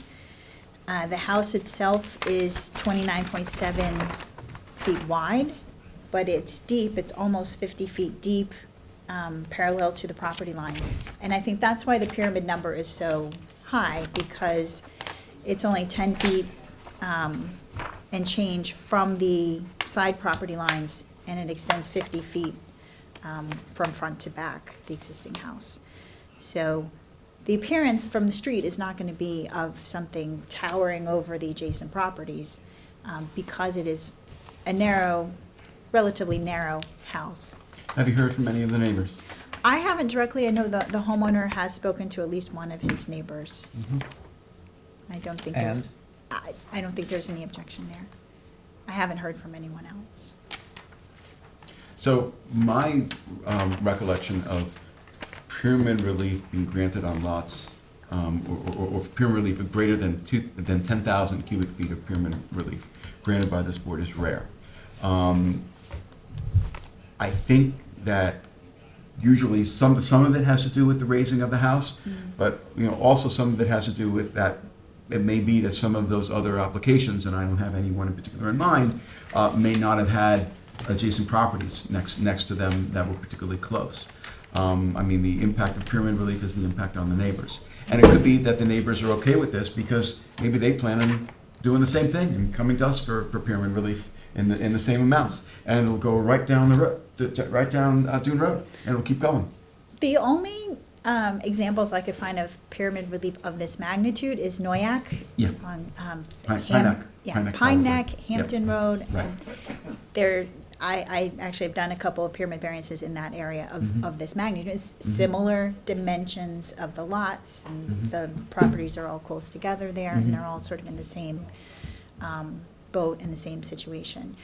There were multiple variances. And we will live with that for the rest of our lives. Yeah. And that doesn't necessarily mean. On this board, anyway. On this Right, board. right. I mean, And that you've doesn't set a necessarily mean, precedent. because each application stands on its own merits, that there Correct. weren't differences between those Correct. applications and this one. Right. So, well, the arguments can be made that there are similarities, that may be that there are similarities and there may be differences. Nevertheless, I think it's accurate what I indicated, but, the board, and I suspect if we would take a look at those, what occurred in those applications, I suspect those applications were probably pretty heavily scrutinized before it ended up at whatever it was. Yeah. But still, it is rare. I mean, over 5,000 is unusual, over 10,000 is rare. Yeah. A unicorn. I think what makes this unique is the existing house being there and being retained, and the fact that the existing house is at elevation 14.5. It would be nonsensical to say, oh, well, we'll lower it, because they're existing pilings that they're going to keep, and they're keeping that entire first floor. So our starting point, if you look at the cross-section of the pyramid, our starting point is much higher than it would be if the house were lower. So that Yeah, the resulted- extra feet. Why do they need an attic?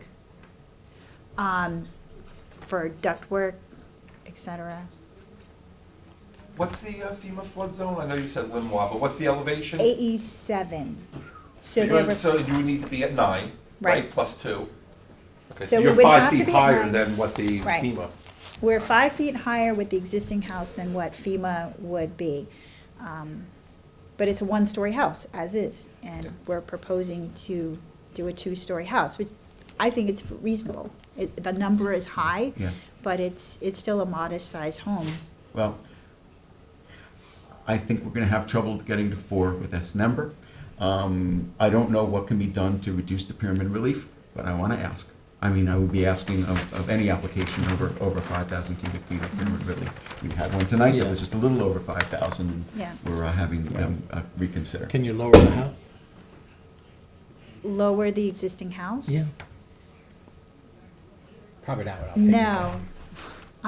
You have to demolish the house, I think. You would have to probably. demolish the house in order to do that, and we went to great extents with the Conservation Board to demonstrate that it wasn't necessary to demolish the house. The pilings are in good shape. They are, we inspected the piling situation. The engineer certified that with a little bit of shoring up and a couple of additional pilings being, helical piles being added, that it was in very good shape.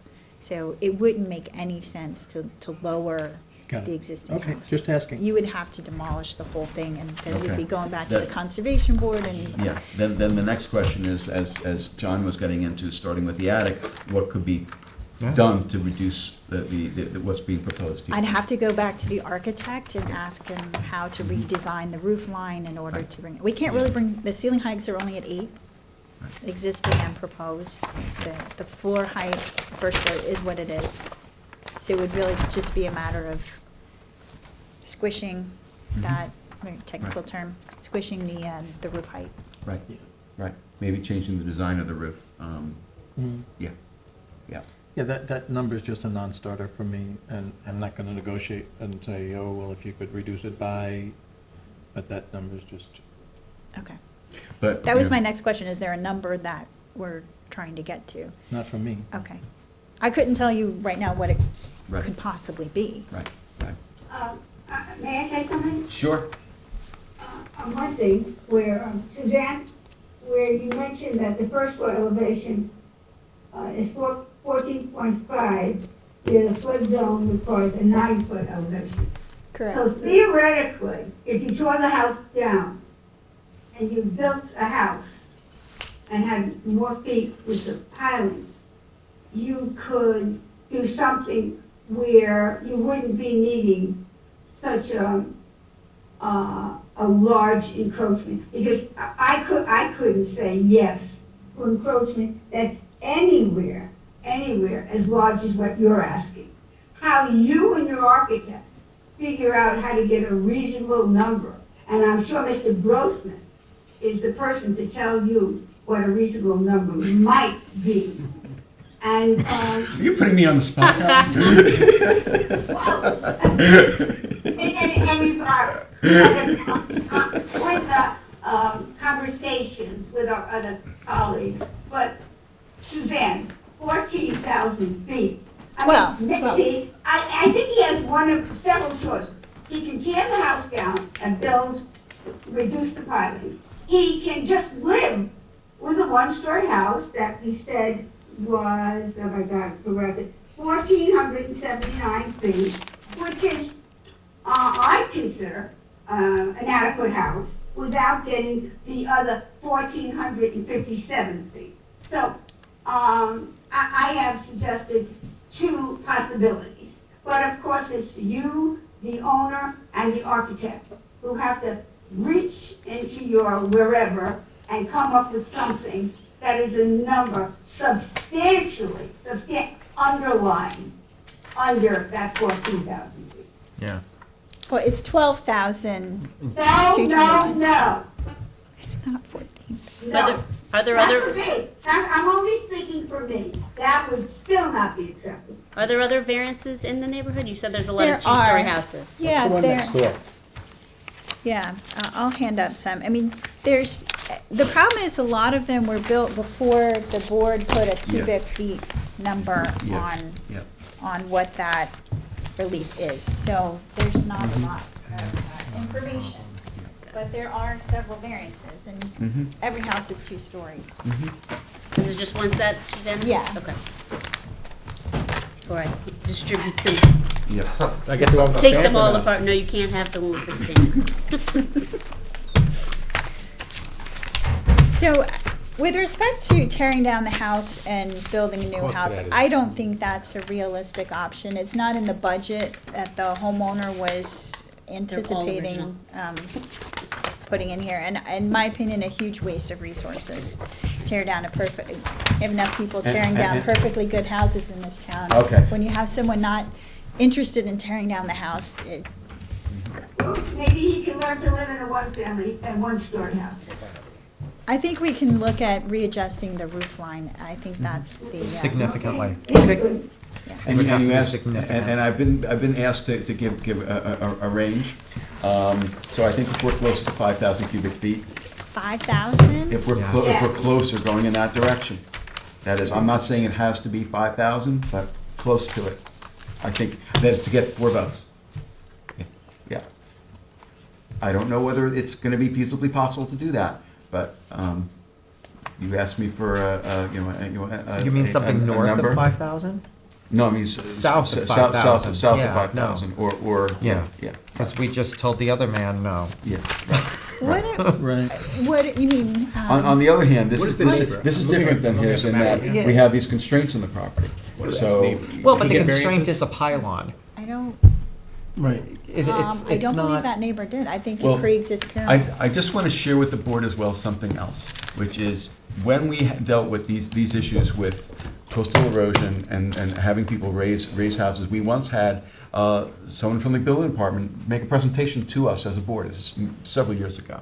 And, you know, it was expressed to us how important it was, not only that we have people raise their homes to protect them from, you know, from that storm damage, but have them go above what the requirements are. And the reason for that is because they changed the rules. So people go and they have it to a certain height because they want to do, the minimum. And then all of a sudden, they're supposed to be 2 feet higher, they're not, and their flood insurance doubles. So people are a bit of a box with these things too. And that was, I just want to share that. I mean, and I'm not for Sure. granting pyramid relief, without all these considerations. Right. But I just, want to mention that as well, that's, it is a problem for Right, people but- who are making these decisions. But this is also not a situation where we have a homeowner coming in and saying that they're building something and they want to comply with FEMA regulations. Like in the past, we had a woman come in who was moving the house and it had to be a certain height for FEMA regulations, and so we were a little, and if she certainly wasn't asking for the amount of relief that's being asked here. Right. Right. I know. And it's also, a fact that perhaps some of our codes don't really reflect some of the changes that have taken place regarding FEMA and height and things Right. like that in the Right. past. And Right. that's our responsibility as a town to take all that into consideration and Yep. make those adjustments. I'm just curious on one thing, if I may. Sure, of course. Just as an analysis, I personally, as opposed to demoing and then all that stuff concerns me from a planning standpoint of the disturbance associated with the wetlands and everything else. There's a lot of work that goes in removing Right. pilings and Right. redesigning everything. I'm not crazy about the idea, but I'm merely curious, do you know what the number looks like? Just, had the house been at the proper elevation, Yeah. what would that number look like? I'm curious, How- we don't how know what much the of a number looks reduction? like if we were to, Yeah. if it It would have was. been 5 feet less. Yeah, Right, well, 5 feet the lower. calculation of cubic, yeah. So what And that- I was, along the same lines, I was thinking that I should come back with an analysis of the existing house, the Right. pyramid noncompliance with that. Right, And right. what would the noncompliance be with our proposed house if we were to be at elevation 9 as opposed to 14 and a half? Right. Because, and That's and I good would. information. Yeah, I think that would be helpful, because we're already out of compliance with pyramid with the existing one-story house. Right. So I think that would be useful for you. But only, looks But like it's, only it's if very relatively little. small. I mean, this Yeah. is the existing roof. Yeah. Right. So the pyramid relief one would need, and are these two little, Corners. So Corners. It Right. looks like a very Not small much, yeah. amount. And basically, most of the proposed It's second the- story it's the- is within the, is is all the- outside the pyramid. Most of it is. Probably Most of it is. 50, 60% at least. I mean, I would never recommend someone lower their house. Yeah. I'm, do this we is think on about the Dune pyramid Road, size? just across the street. This is velocity zone Is it and, 38.9? much higher. Right, right. And these, 38? These peak. maps these maps were designed in 2009. Yeah, That's over 10 years ago. right. It's a long time ago, and I think conditions have changed since then. Yeah. Can we reduce the size of the attic? Can we do a lot to eliminate the attic? 'Cause Yeah, that would those are help. things that I will have the architect look at. Yeah. And I'll also come back with an analysis. Once we reduce that as much as possible, I'll look at an Yeah. analysis of, Yeah. if it were at 9, we'd need this much, but we're The maximum higher. Maximum is 42. Okay. Yeah, I mean, you came and asked for what they would like, and You said no. Yeah, okay. All right. Have we ever granted that much? I'm not sure. I but- know of but one that's I'm not sure. 19,000. Yeah, I'm sure there are a couple going all the way back. I to can the- bring in copies of them, but if Feel they're feel free, in. feel Okay. free. But I mean, That's in like I said Dell, before, in Aubrey. I suspect there are I going to know be I'm differences mixing in things up, aren't I? what was going on those properties at that time. Every project's different. Yes, It this is. is. Okay. It is. Okay. Any other questions from members of the board? Katie, Anthony? No, Is there anyone in the room who would like to be heard in connection with this application, which is the application of Presta for property located at 626 Dune Road in West Hampton? Is there anyone who's waiting to be heard on Zoom in connection with this application, which is, again, is for 626 Dune Road in West Hampton? If you're waiting to be heard on Zoom, this would be the time to let us know by raising your hand. No, sir. Okay. John, it's yours. Do you want to hold it open? Yeah. we, Oh, yeah. until, well, when Yeah, does she we- want to come back? When would you like to come back? Um, What are our dates in June and July? It's June June 1st, and it must be June 1st, June June 15th. June 1st and the 15th. Yep. I guess June 1st. Okay. I And think I'm you'll- on you'll vacation. have- Okay, I'll so. tell them I have to have it by then. Yep. So I move to hold the hearing on this application open to the June 1st calendar. Second? Mr. Leonard? Aye. Mr. Daly? Aye. Ms. Burgess? Aye. Mr. Macedonio? Aye. Chair votes aye. Thank you so much. Thank you for you. your consideration. Have a good rest of your night. Good seeing you. Okay, number 5 on the calendar, Robert and Gretchen Savage, 36 Boathouse Road, Hampton Bays, Suffolk County Tax Map number 900-176-1-10. Applicant requests relief from the following provisions of the Town Code for proposed addition to the pre-existing dwelling. Number 1, Section 330-115C, continuance for a principal front yard setback of 24.7 feet where 27.6 feet is existing. Number 2, Section 330-11, Residence District's Table of Dimensional Regulations for a total lot coverage of 24% where a maximum of 20% is permitted. And 3, Section 330-84D, Height Pyramid for a total pyramid encroachment in the amount of 2,990 cubic feet, proposed east side 102 cubic feet, west 11 cubic feet, north 12 cubic feet, south 1,851 cubic feet, and an existing encroachment of 1,014 cubic feet south. In addition, applicant requests relief from Town Code Section 330-94, Schedule of Off-Street Space Requirements for Residential Uses to allow 2 additional parking spaces to be located in the required front yard on a non-conforming lot and any other relief necessary. the board has jurisdiction? Is there anyone here on behalf of the applicant? On Zoom. On Zoom, okay. All right, just need to swear you in. If you can state your name and address for the record, please. Can you hear us? Michelle Wagner-Nevia, I'm the art. Okay. And your Can you hear address? me? We can hear you. We got your name, we didn't get your address. Okay, 57 Rollstone Avenue, West Sayville, New York, 11796. Okay, and do you swear to tell the truth, the whole truth, and nothing but the truth? I do. Okay, if you can tell us about the application. Okay. I just want to clarify something first. There's a discrepancy with the amount of the pyramid encroachment on the ZBA application. So a few weeks ago, when the building department was reviewing the drawings and the application so that it could be forwarded to Candace to be put on for tonight,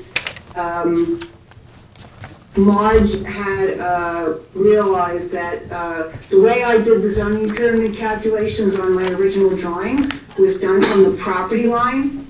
And she told me about the memo that was created about a year ago, and or maybe a year and a half ago, that said that it was an interpretation of the head of the building department at that time that the pyramid starts at the average elevation of the front line of the house, of the natural grade.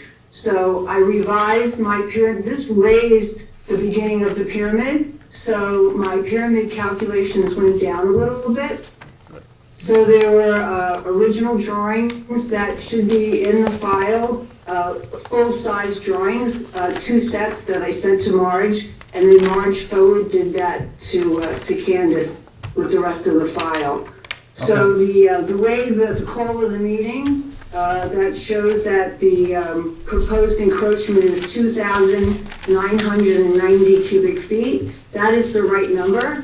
The Board of Appeals application that was filed in November had it at 3189. So it went down a couple hundred cubic feet. So 2990 cubic feet is the relief that we're asking for the pyramid encroachment. This property and most of the properties in this area were subdivided and developed prior to 1957, and many are non-conforming to current zoning. All of the proposed variances will be in keeping with the existing character of the neighborhood and nearby properties.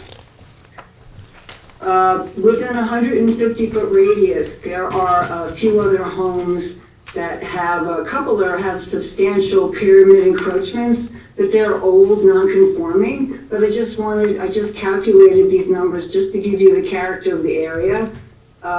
61 Inlet Road has about a 5,000 cubic foot encroachment into the pyramid. These lots are narrow, 50, 60 feet wide. 63 Inlet Road West is about 9,500 cubic feet of encroachment. It's just existing character of the area. There was a variance that was granted for the property directly west of the subject property, across the street on Boathouse Road at 73 Inlet Road West, was granted a pyramid variance of 3,515 cubic feet on March 19, 2015. They were also granted a front yard setback of 14 feet on Boathouse Road instead of the required 40 feet. We are asking for a very minimal front yard variance compared to what's existing. We're just putting a very small addition on the front of the house in order to create enough space to put a garage. This property does not have a garage. The only place to put it is to put it in the house attached. So we're actually demolishing 2 bedrooms on the front of the house on the first floor and then adding a little bit to that so we have enough room to park a car inside the garage. The front yard setback we're asking for is 24.7 feet. The adjacent house to the south of the subject property, which is 67 Inlet Road West, has a front yard on Boathouse Road of only 9.6 feet. So what we're asking for, there are some other houses in the area that have much less. It's a very irregular neighborhood, as you know. The setbacks are all over the place. The existing lot coverage is 24%, and the proposed lot coverage is 24%. In order to have the attached garage, we are demolishing a shed, a detached shed on the south side of the property, and we're going to take that exact same square footage and we're going to put a small addition on the front of the house. The other thing is that during the recent building department review, they said there was a existing piece of the driveway that's in the town's right-of-way. It's a small section that on the north side of the driveway where they park next to the pavement. And she said that's not allowed. So we are going to remove that piece of the driveway that's in the town's right-of-way, and the driveway will only be exactly the width of the proposed two-car attached garage. The driveway is gonna line up with the sides of the garage. It has two garage doors, and it'll just go straight out to the street. And we'll take out that little piece of gravel in the front. The granting of the variance and the expansion of this house is going to require the sanitary system to be upgraded to current Suffolk County standards, which will be a substantial improvement to the environmental conditions on this property since it's a waterfront lot. Also, due to the existing zoning nonconformities of the house and the lot, the existing Sal's property line is only 3.3 feet. So I pushed the second floor way in to try to minimize the pyramid variance as much as possible. It's impossible to expand this house without the benefit of variances from the Board of Appeals. In light of these facts, it's our opinion that these variances are the minimum required to allow the owner to have the desperately needed garage space and additional living space. These variances are not substantial for the character of the area, and if granted, will not create an undesirable change in the neighborhood. Any questions, comments? I just want to ask about the parking spaces. Could you tell me a little bit about the mezzanine? The mezzanine is a very small open space. When you get up, it's about 9 feet wide. It's got a railing that goes all the way across, so that when you stand there, there is a 2-story space in the middle of the den. And when you're standing up on the balcony, the mezzanine, you're looking down into the den. And there's a clear story windows that you can see out of. Because it is a waterfront lot, the owner wanted to be able to maximize the view. And I told him, you can't have a 3rd floor unless you're gonna put fire sprinklers in the building. So we did a mezzanine instead. And a few weeks ago, during the building department review, Art Gerhauser and I went through everything, and I actually, to clarify it and make sure that it complied exactly to the code, I put the calculations, the mezzanine calculations, because it's limited to be only 1/3 of the area of the room below. So there are calculations on the plans, the full-size plans that were put in the file a few weeks ago that show that it complies as a mezzanine. It is not a 3rd floor. All right, and Ms. Riley noted. I read that about Yeah. what Arthur said.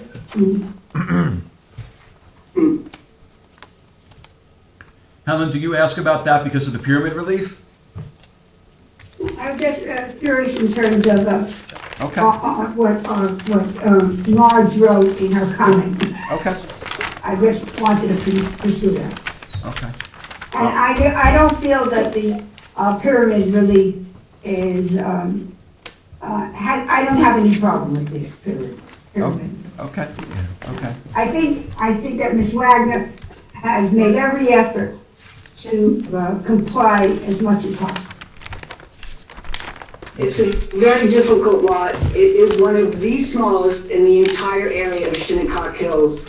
And so I knew that trying to make the roof line low, the hip roof helps a lot to minimize the pyramid encroachment, and it's a pretty low pitch. All these things allowed him to get the space that they wanted on the inside, but minimize the roof line on the outside.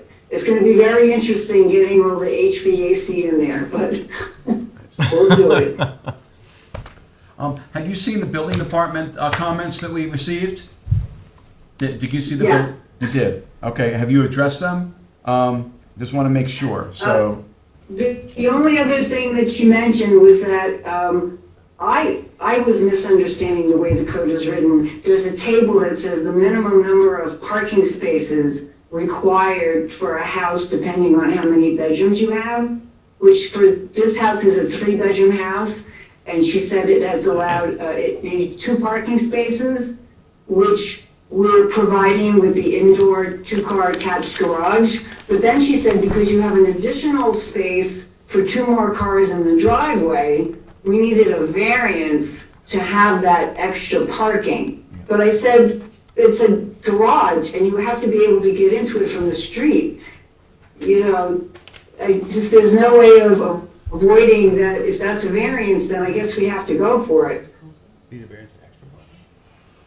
Extra parking in the front.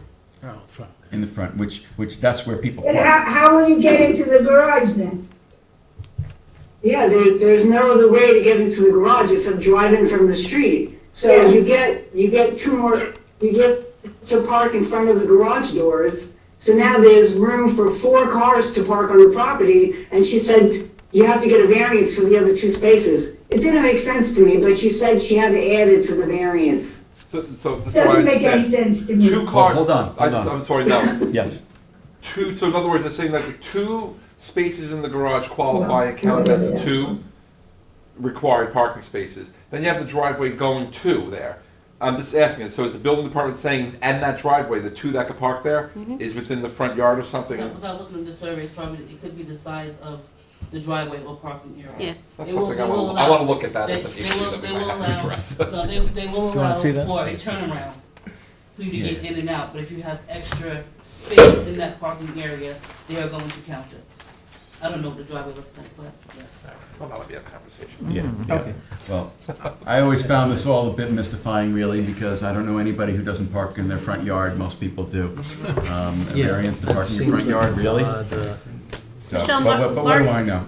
Marge also said that your survey still shows a large portion of the driveway and parking on the town property. Has that been addressed? Yeah, that was the piece that was mentioning that we're gonna remove. Okay. I have a highlighted survey showing the little piece that we're gonna take out, but can I share what's on my screen? You can share it, but you just have to fix the survey and submit it to the board. Oh, just saying that we're gonna remove that piece of the driveway. Yes. Okay, Okay. Any other questions? I'm headed out for the weekend, everybody. Okay, take care. Goodbye. Thank you, Anthony. Thank you, Have a Anthony. good night. All right. Any other questions from members of the board? I just, it's not a great deal of relief, but I'm not happy about pyramid relief for that mezzanine area, since it's just an architectural, it's not living space, it's not necessary, but it's not significant either, but it's not something that. most of the pyramid relief is for the second floor. I see that. On the south side of the house. I see that. Which I set in, I set it in 7 feet from the first floor to try to push it this far. It's because the existing house only has a 3.3 side yard. So it's really, most of the pyramid variance is for the second floor, not for the mezzanine. I see that. Okay. Okay. I just wanted to make that comment. Okay, thank you. Okay, is there anyone who's here in the auditorium who would like to be heard in connection with the application of Savage? This is for property located at 36 Boathouse Road in Hampton Bays. Is there anyone who's waiting to be heard on Zoom in connection with this application, which is again for property located at 36 Boathouse Road in Hampton Bays? If you are waiting to be heard on Zoom, this would be the time to let us know by raising your hand.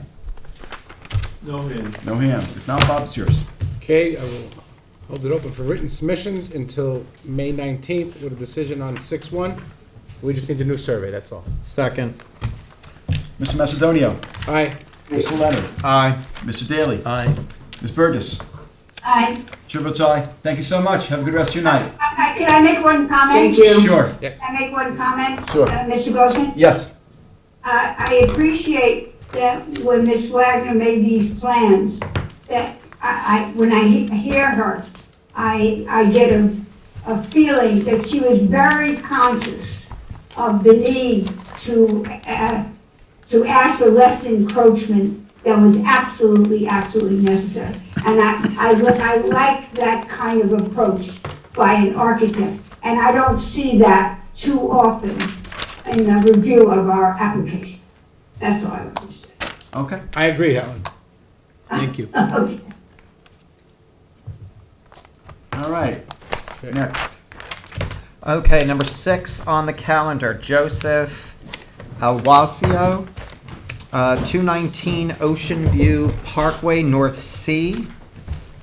Suffolk County Tax Map Number 900-64-1-46.3. Applicant requests a determination as to whether or not the proposed accessory building is a subordinate or incidental building pursuant to Town Code Section 330-5 definitions because of its size in proportion to the main dwelling and its use. In addition, applicant requests relief from the following provisions of the Town Code for a proposed accessory apartment within an accessory building on a non-conforming lot. 1. Section 330-11.2F, special standards to allow the proposed accessory apartment to be located on a property with a lot area of 80,030 square feet, where a minimum of 160,000 square feet is required. 80% of the required 200,000 square feet. 2. Section 330-11.2J1 to allow 2 driveways where only 1 access driveway shall be permitted on the lot having an accessory apartment. And 3. Section 330-11.2G1 to allow an accessory apartment to be constructed in an accessory building with a total floor area of 137% of the principal dwelling, where a maximum of 35% is allowed, and any other relief necessary. I need your affidavit of posting. Which? The affidavit of posting. Sure.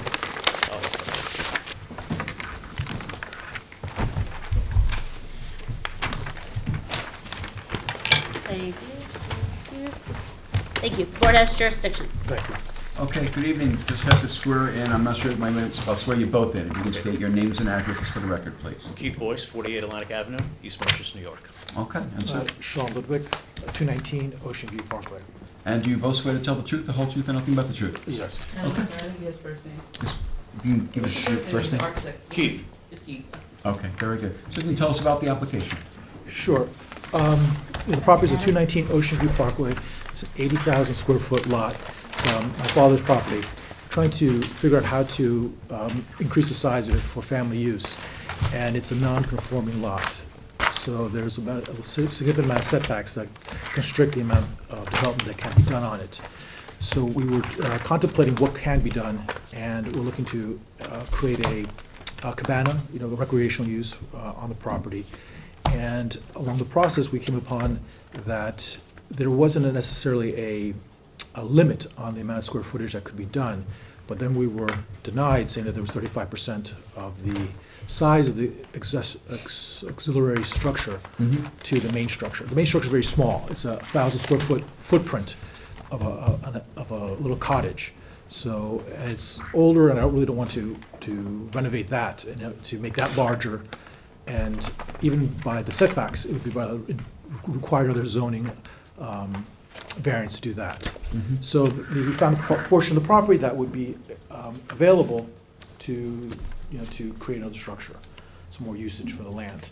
We contemplated doing 2 or 3 different structures. One of this 35% of the 1,500 square feet, but it would make each building 500 square feet. All right, so if I put 500 square feet little buildings, it seems like that would be accessible, it would be allowed. But even that is vague. So I'm here overall trying to figure out what I could do with my property to have more use of it. Okay. So we have had this issue come up many times, where we've had accessory structures that are close to the same size as or larger than the primary structure. The problem is that it's not in the code. What happens is if it's above, if the accessory structure as proposed, if it's below 25% of the size of the primary structure, it's deemed to be accessory by the building department downstairs. If it's more than 25%, the application gets sent to us to make a determination. Okay.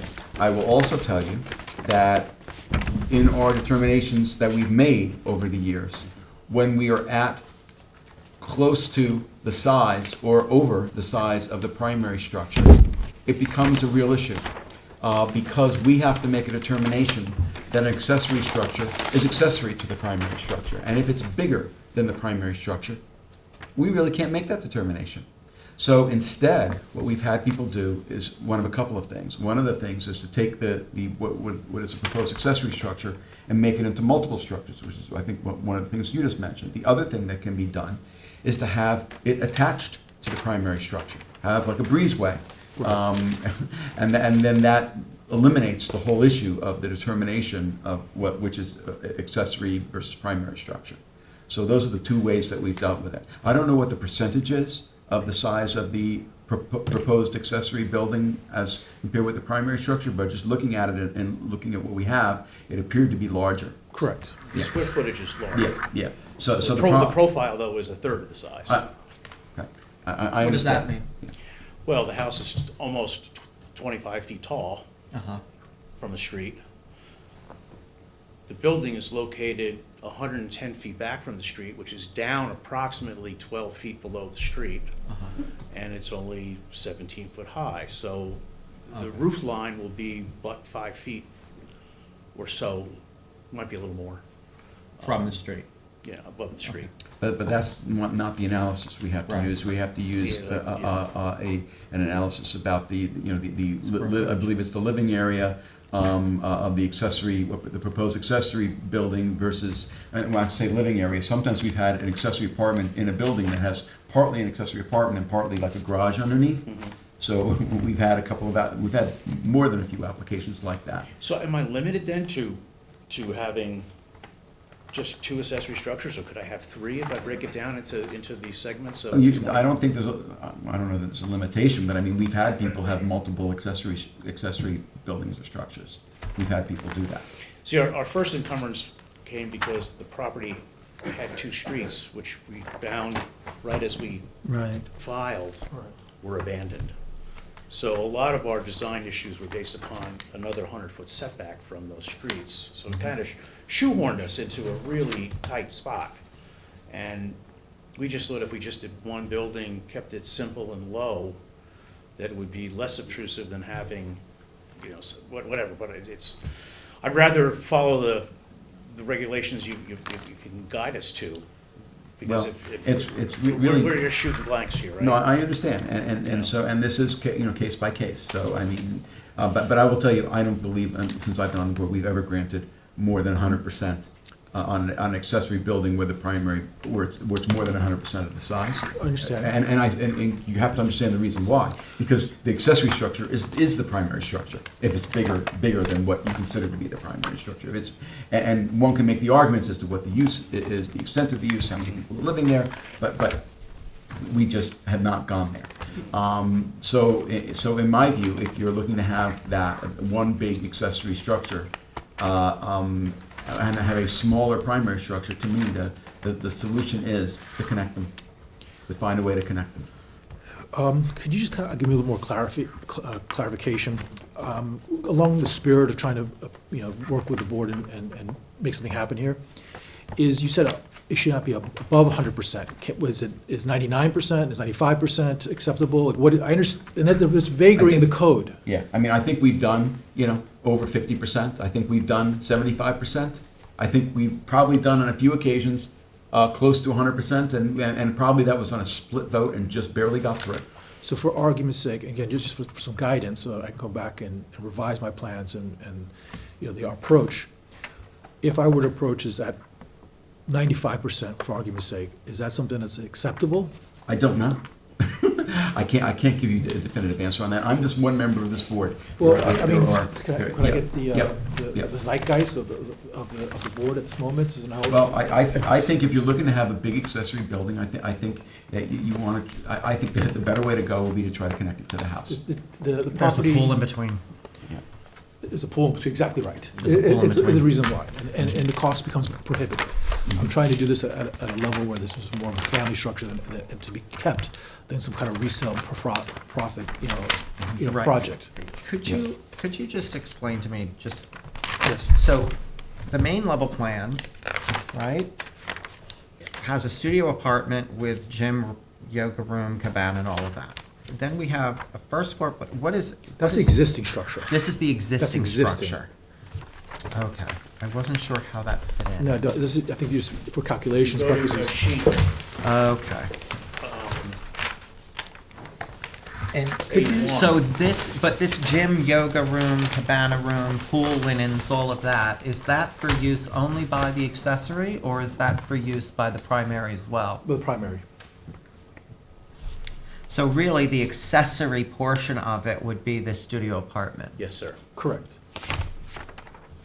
And it has its own entrance, and it cannot enter. I'm actually, let me, before you say correct, what is that, what do you mean by the word accessory? What is that, can you define how you're using that word?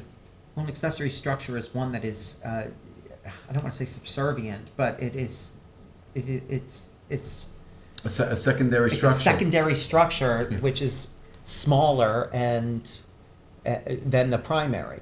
That's what. I understand. So what I'm looking at here is an option for you would be this: if the gym cabana is for both properties, or Right. primarily for the primary use, creating a structure for that off the pool, and then another structure for the studio apartment. I understand that. I agree that that Those is an would be option. accessory. Possibly, unless, depending upon, and I'm not saying one way or another, but it depends upon the square footage. So you're saying build a pool house? Yeah, it's like, And because then- that seems and to be a accessory pool house. apartment You have a that's pool house smaller, attached to a 5%. studio apartment, and then you're calling this an accessory structure. It's just too large. And I understand that. Thank you, pool house. I'm just like, I think the idea was just the locations of it, because as you Yeah. notice, there's a pool. there's a pool right in between. And the pool house behind it, just with the way the land is structured, it's a bit of a ravine. Yeah, so I think, I know you want guidance from us in some way. Right. I can't give you a number that's gonna have 4 votes off the top of my head, but what I can tell you is that if the percentage is significantly under, 90%, like 80, 70, 60%, I would say that would help a great deal. So for example, just, and again, just procedural guidance, if I were to go back with Keith here and change this to 80% and I have to reapply, that would be voted on then? Like that's, You'd come back with a revised application and we'd continue the discussion. I mean, we're not gonna close it tonight, we're gonna be having Right. it come back. Right. Based May on I say the- something? Sure. Mr. Yeah. President? I need the applicants to keep in mind that the number that we start from is 25%. It's not like we start from 100% and then we sort of edge downward, so that 80% is going to be okay. And you're given some alternatives where you wouldn't even have to ask for that much. So I think you have to think very strongly of the alternatives, because I myself, my vote, wouldn't, it's not like, you put out a number and we'll tell you, oh yes, 80% is gonna be okay. Well, it might not be okay. Keeping in mind that 25% is the number, a little close to 25% is something I think we can all agree on. Unless you have heard what Mr. Grossman has said repeatedly as an alternative where you don't have to be concerned as much about the number.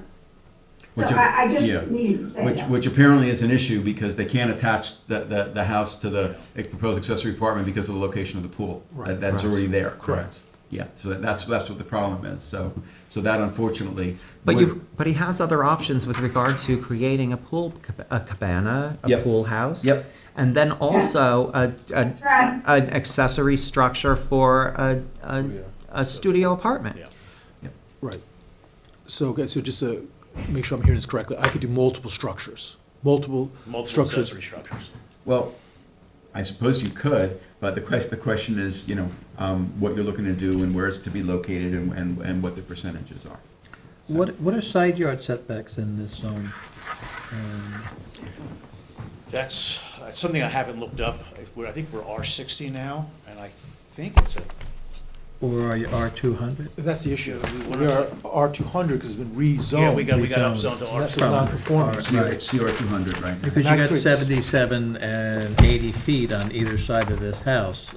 No, yeah, and the 87 is non-conforming because it's supposed to be 100. Okay, that's what I was And asking. from, Is it and it's 100? supposed to be 100 from Great Hill Road, which I don't see the number on here. I probably have it on my site plan though. It's, Yeah. it's the 77 square foot setback, 77-foot setback from the westerly property line that we're gonna have to look up, and maybe we can do something that parallels the pool, but then it surrounds the pool. I don't know if, you know, we're just locked into Right, the this setbacks narrow of this lane. non-conforming lot creates this undue hardship. Well, I mean, but you could put a cabana, a pool cabana on the eastern side of the pool. Yeah, I mean, it's very far, isn't this the pool here? Not the eastern And side, isn't- the western isn't side, this the- the western side.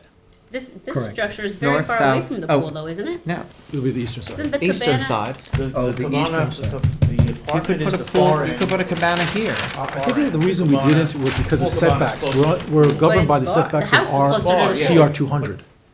It's- That's Agreed. Right, but you it's would down probably do 9, better 10, 12 feet. asking for Yeah. setback Agreed. relief than you would be asking for an inordinate percentage of accessory structure relief. Yes. We would be more disposed to give you setback relief Okay. for a cabana structure, and then an accessory apartment that would be, I mean, and I don't know what the percentage of what you have proposed to the actual primary building is, but it, you know. That's a very defined number. We had a calculation that we've gone back and forth with.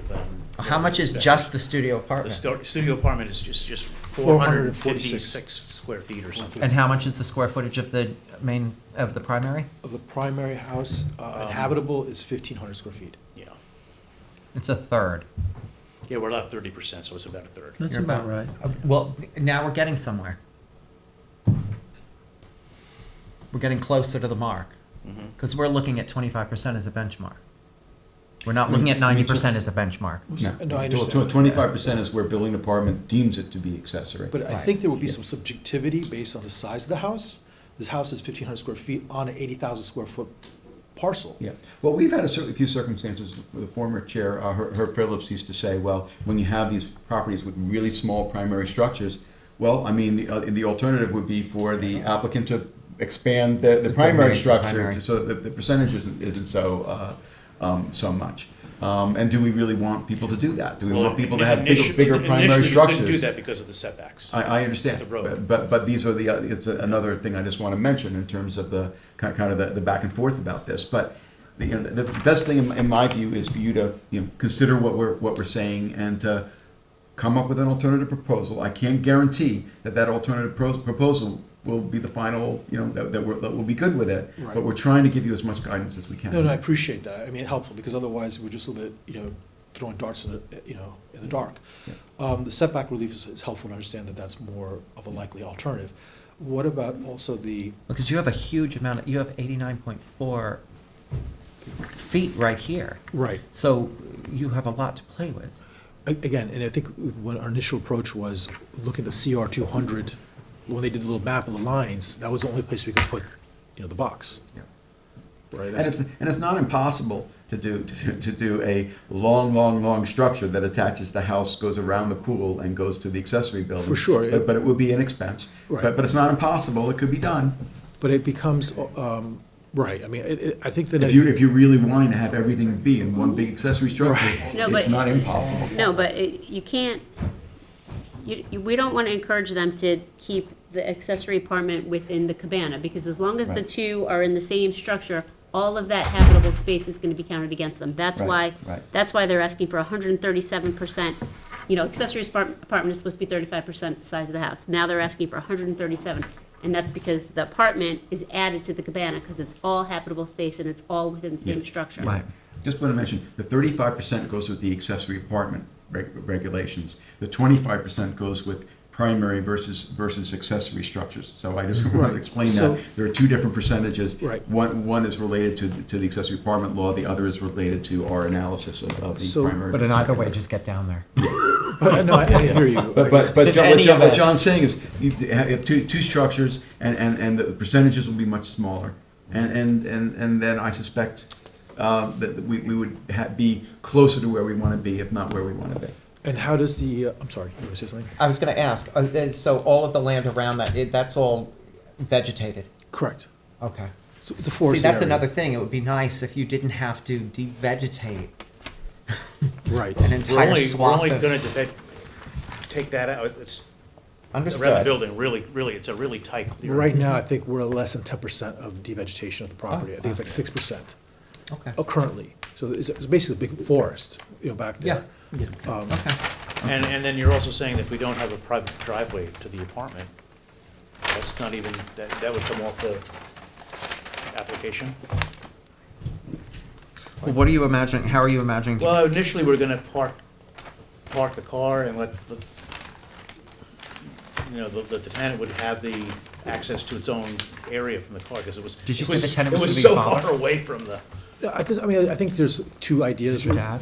My dad's right here. I'd probably either, it'd be another family member who would use it, or, down the road, there's some accessibility to, Yeah. other alternatives. I don't want to lock myself in. I'd be a little. Oh, no, absolutely. No, You're I'm just not, thinking you're in not. terms of. But right at the immediate. If it's your father and your father's elderly, you don't want him like walking Right. far from the driveway to the Correct. apartment. So that was the idea of having a second Mm-hmm. driveway. So I think, I think you've given me some guidance, yeah, certainly. Yeah.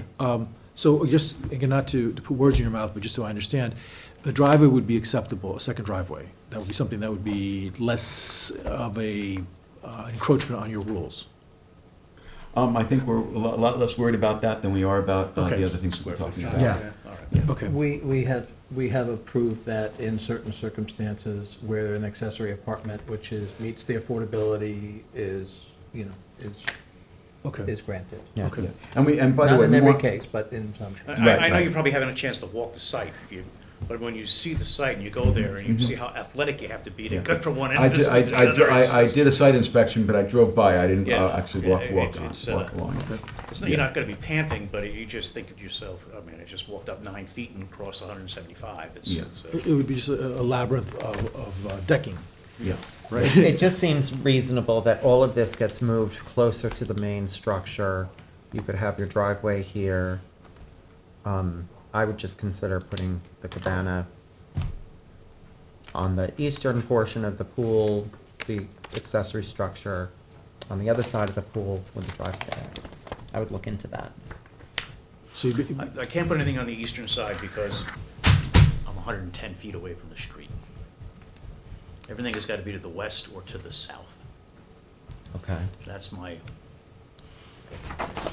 Well, Oh, that's right, you have two front yards. Yeah, Yeah. yeah. You could also front have some yards. setback relief if necessary. Yeah. I see, okay. All Yeah, right. that's what- That's where we would go with this. Yeah, you would, So, all right. yeah.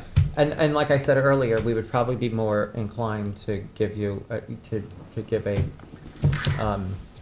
Okay, so setback that variance. is making me think a little bit more. Did you say For one road was example, abandoned, or was that? The third and fourth road were abandoned. if I wanted to, again, just being with the idea of, of cost, right, developing this other structure, if I could put a breezeway on that box, right, and build a structure here, and only require setback relief here, would that be more? I can't give you definitive answers. It could be. Okay. Right. It's something, look, what you need to do is go back to the drawing board Yeah. and kind of look at different ways And that you then- could configure this. And then come back with a revised proposal. So I appreciate that you're trying to get feedback, Right, right, right, but we right, can right. only give so much feedback with You might find that Yeah. there are financial restrictions with regard to any one of these options. You Right. might find that there are aesthetic restrictions Right, with right, regard to these options, and you have to decide which is the best plan that you like and Right. present it to us. Okay, So we will be holding this open and have you come back. okay. We also have a letter in opposition from the neighbor over here, so they should just keep that in mind when they're reconfiguring. I'm sorry. On which side is that? Great Hill? From Ms. Cohen, so on the Oh, Ms. site plan, Cohen it over looks here. like She doesn't want it. she objects to it. Okay. So I'm just saying, just keep that in mind, don't move anything closer. Setbacks by her, she's gonna come in. Yeah. Okay, so which? Yeah, side so is there that? you go. That's It's the what's- lower southwest. It's this, Here's her- she's here's her right letter. here. Okay. But in the meantime, well, first of all, are there any other questions? Okay. Is there anyone in the, who is here in connection with this application in the boardroom? This application, Aloisio, does not look like there's anyone here in the room. This is just your dad's there. Is there anyone who is waiting to be heard on Zoom in connection with the application? I'm sorry? No. No, nobody, okay. Nobody. Very good. What Okay, so address my- is Cohen? Is Cohen 452 or 450? Is your address on there? I think that. My address, yes. No, Cohen's. But, no, in terms of property, The letter that you got. the letter I got, no. It says zoning apartment, 450 Great Hill Road. 450, okay, so that's, okay, 450, got it. Thank you. Thank you. Okay, so my only other question is when we'd like to come back. Your choice is. Second meeting in June, when would that be? Right. I So think it's June the 15th? June 15th would be a comfortable time. Oh, good. Okay, so I would Thank you make. very much. Thank you, I appreciate your time. I Thank you so would- much for your help. Thank you. Thank you. Okay, so so I much. would make Thank you. a motion that we hold this application open for all purposes until our June 15th meeting. Second. third. Okay, Mr. Leonard. Aye. Mr. Daly. Aye. Mr. Macedonio. Aye. Ms. Burgess. I, Chair votes aye. Thank you. Okay, give me 1 second. I'm sorry? Oh, yeah, No quick ones tonight. no quick ones. Well, No? yeah. Okay, turning to number 7 on the calendar, re-advertised applications. Max New York Management LLC. 322 East Montauk Highway, Hampton Bays, Suffolk County Tax Map Number 900-231-1-40. Applicant requests relief from the following provision of the Town Code. 1, for the lifting of an existing one-family dwelling and to add a second story to the east side of the dwelling. Sub 1, Section 330. Folks, if you can speak outside, please. Can you speak outside, please? Dash We're not coming on meeting. 84D Thank you. pyramid height for a proposed encroachment in the amount of 3,695 cubic feet as follows. On the north, 1,121 cubic feet, east, 2,142 cubic feet, and on the west, 432 cubic feet. 2, to legalize, elevate, and reconstruct the deck attached to the south side of the dwelling. Section 330-77F, placement of accessory building structures and uses in residence districts that references Section 330-11, residence districts, table of dimensional regulations for an accessory side yard setback of plus or minus 3.5 feet where 20 feet is required from the east property line, and an accessory side yard of plus or minus 13.6 feet where 20 feet is required from the west property line.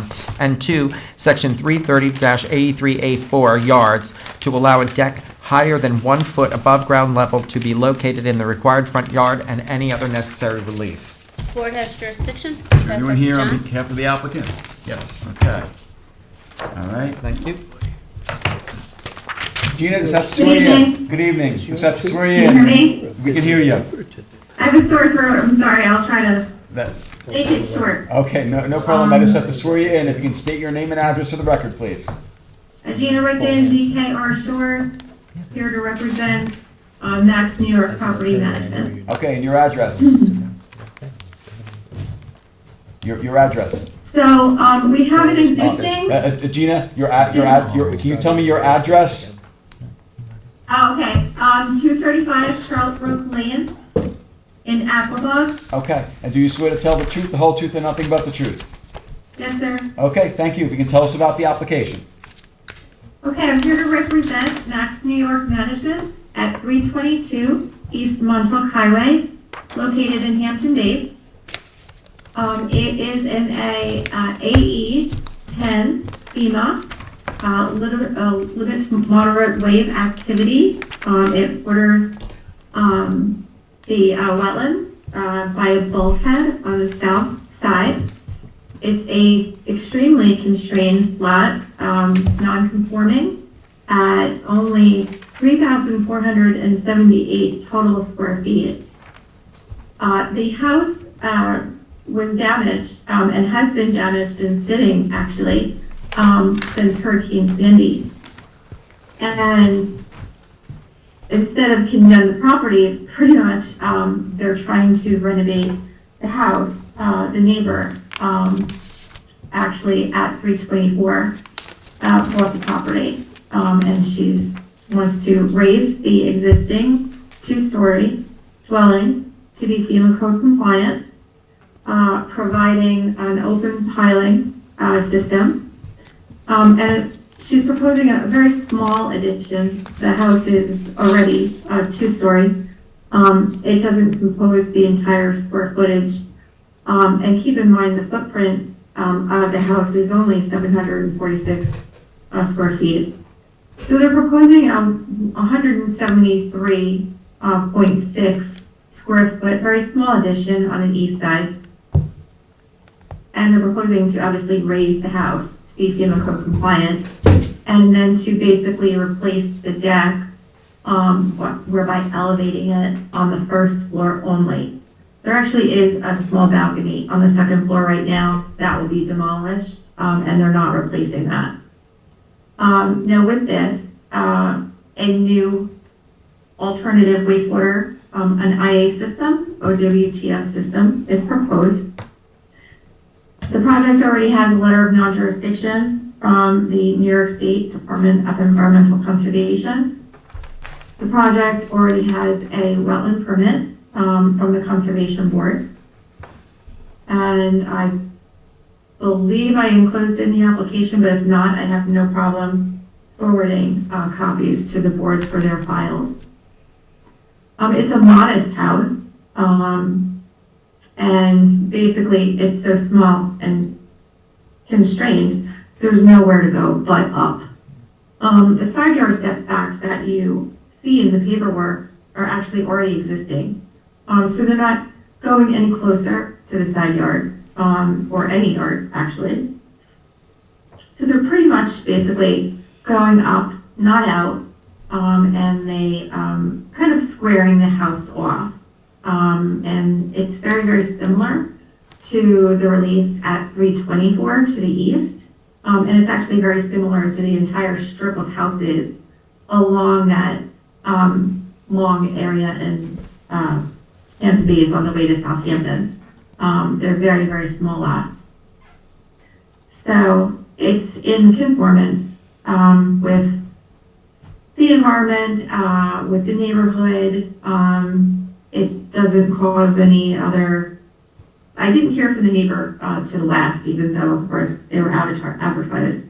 So I haven't heard from any of the neighbors. I'm not sure if you guys have had any letters or anything. So at this point, I'd like to ask the board if they have any comments or questions. Yep, I want to ask about the deck. Okay. Distance from side lot line, 20 feet to 3.2 feet for a proposed front waterside deck. Correct. The Okay. deck there right now is almost on grade, actually. And it is at that setback.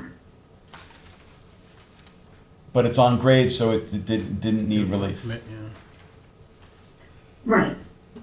But they'd like to elevate it to provide Yep. a very, very Yep. moderate egress to the doors to the back, the south side of the house.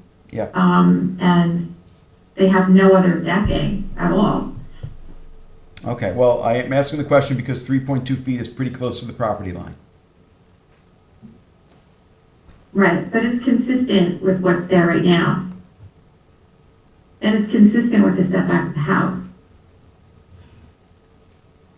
What's the setback of the house exactly? 3.2, it's at the corner of the house. Okay, okay, So it's flush with the corner of the house. I see. Okay. Gina, how much did you say is new? How much did you say is the addition? How many square feet? 173.6 feet. It's small, it's like the size of a big closet. Okay, because if you didn't have that addition, if you weren't proposing that addition, you'd be able to elevate this house with no relief, right? The town code allows you to elevate the existing houses. But with very, very, yes, they would be able to elevate it. It may actually require some relief. The house itself is actually within, it is not, it's with, there's part of the house actually right now that is within the pyramid. So we did specify that. So, part of the house actually already is in the pyramid zone. I'm gonna have my glasses on. So to the north, 88 cubic feet is actually within that pyramid. And then on the east is 44 cubic feet. So that there's part of the house is already encroaching, yes.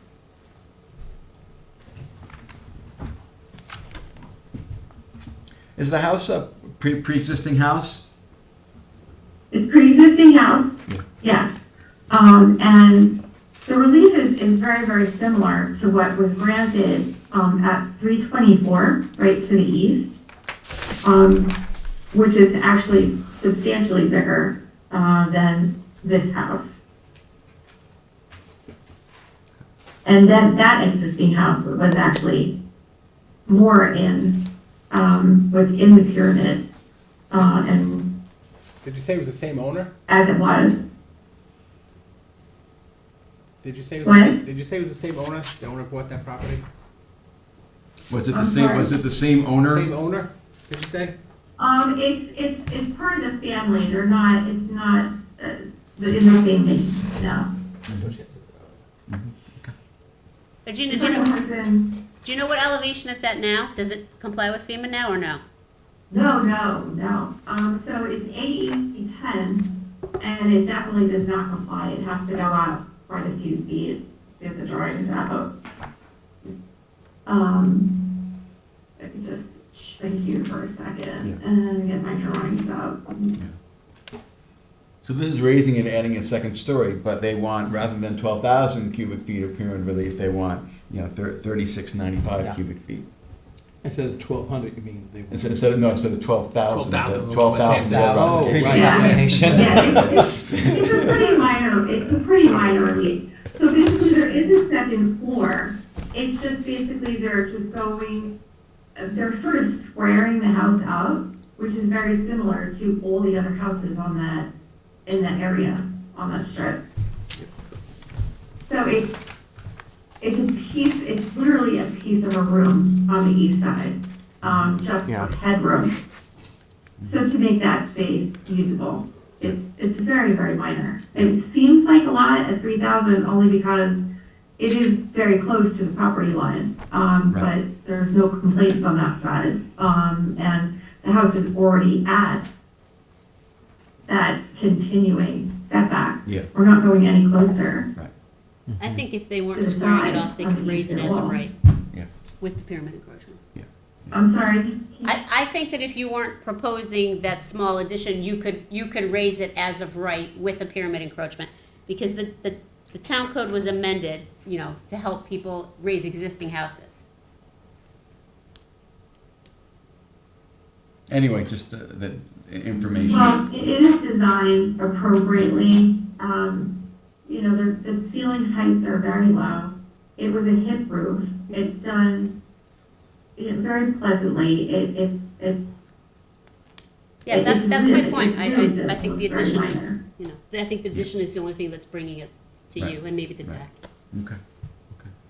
All right. Any other questions from members of the board? No. There's no one in the auditorium.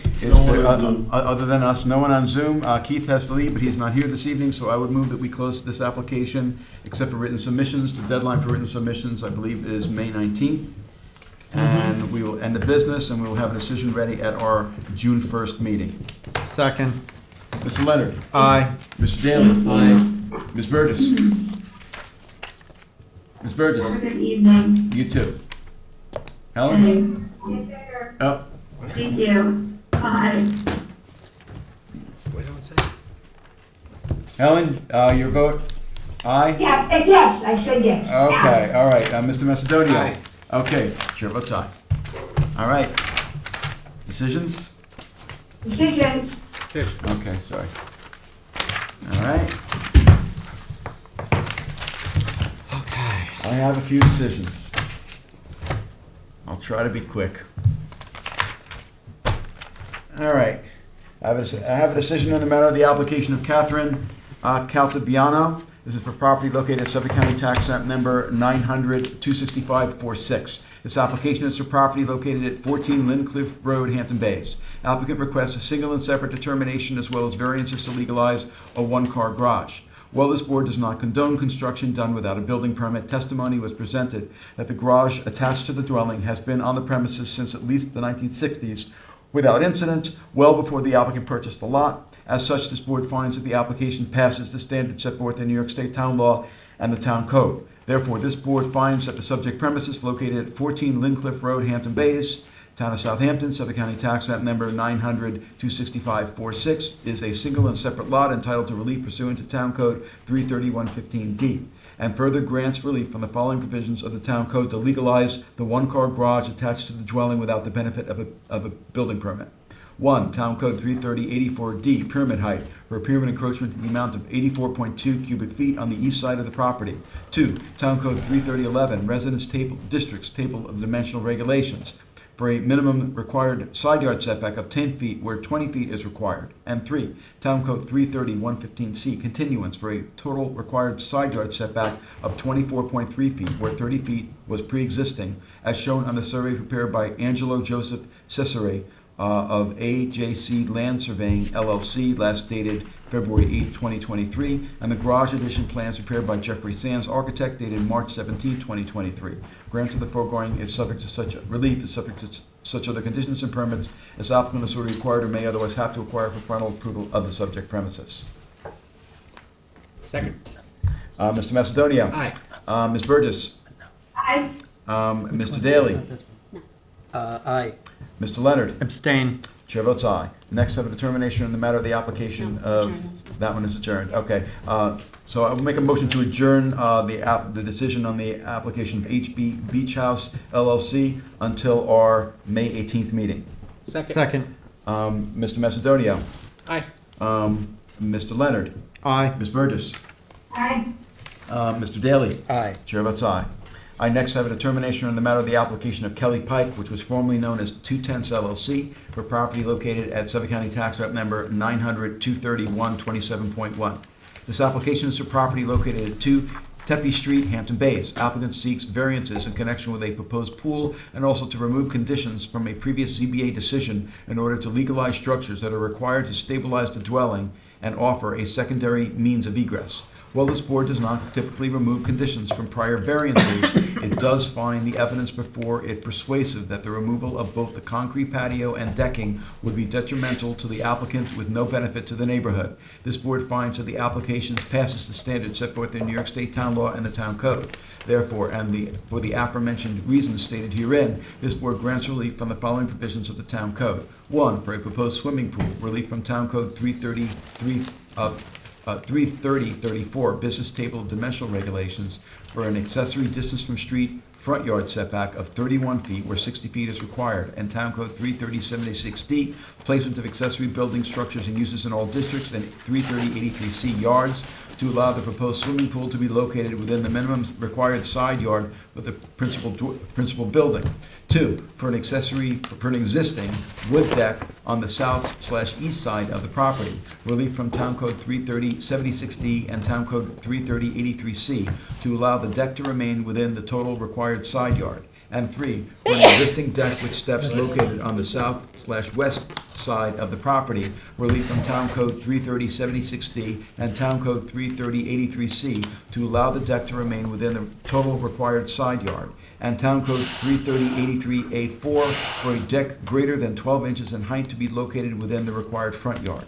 The grant of the foregoing relief is for structures as shown on the site plan prepared by Tamara L. Stillman of L.K. McLean Associates, last dated February 23, 2023, and is subject to such other conditions and permits as applicant is already required or may otherwise have to acquire the final approval of the subject premises. Second. Mr. Daly. Aye. Mr. Leonard. Aye. Mr. Macedonia. Ms. Burgess. Aye. Chair votes aye. I next have a determination on the matter of the application of Caitlin Velez, Robert Velez, and Eileen O'Keefe for property located at Suffolk County Tax Map Number 982-161. This application is for property located at 6 Jagger Lane, West Hampton. Applicants seek variances to raise an existing garage and convert it into a cabana/pool house and for a proposed swimming pool on a non-conforming lot. This board finds that the application passes the standards set forth in New York State Town Law and the Town Code. Therefore, and for the aforementioned reasons, this board grants relief from the following provisions of the Town Code.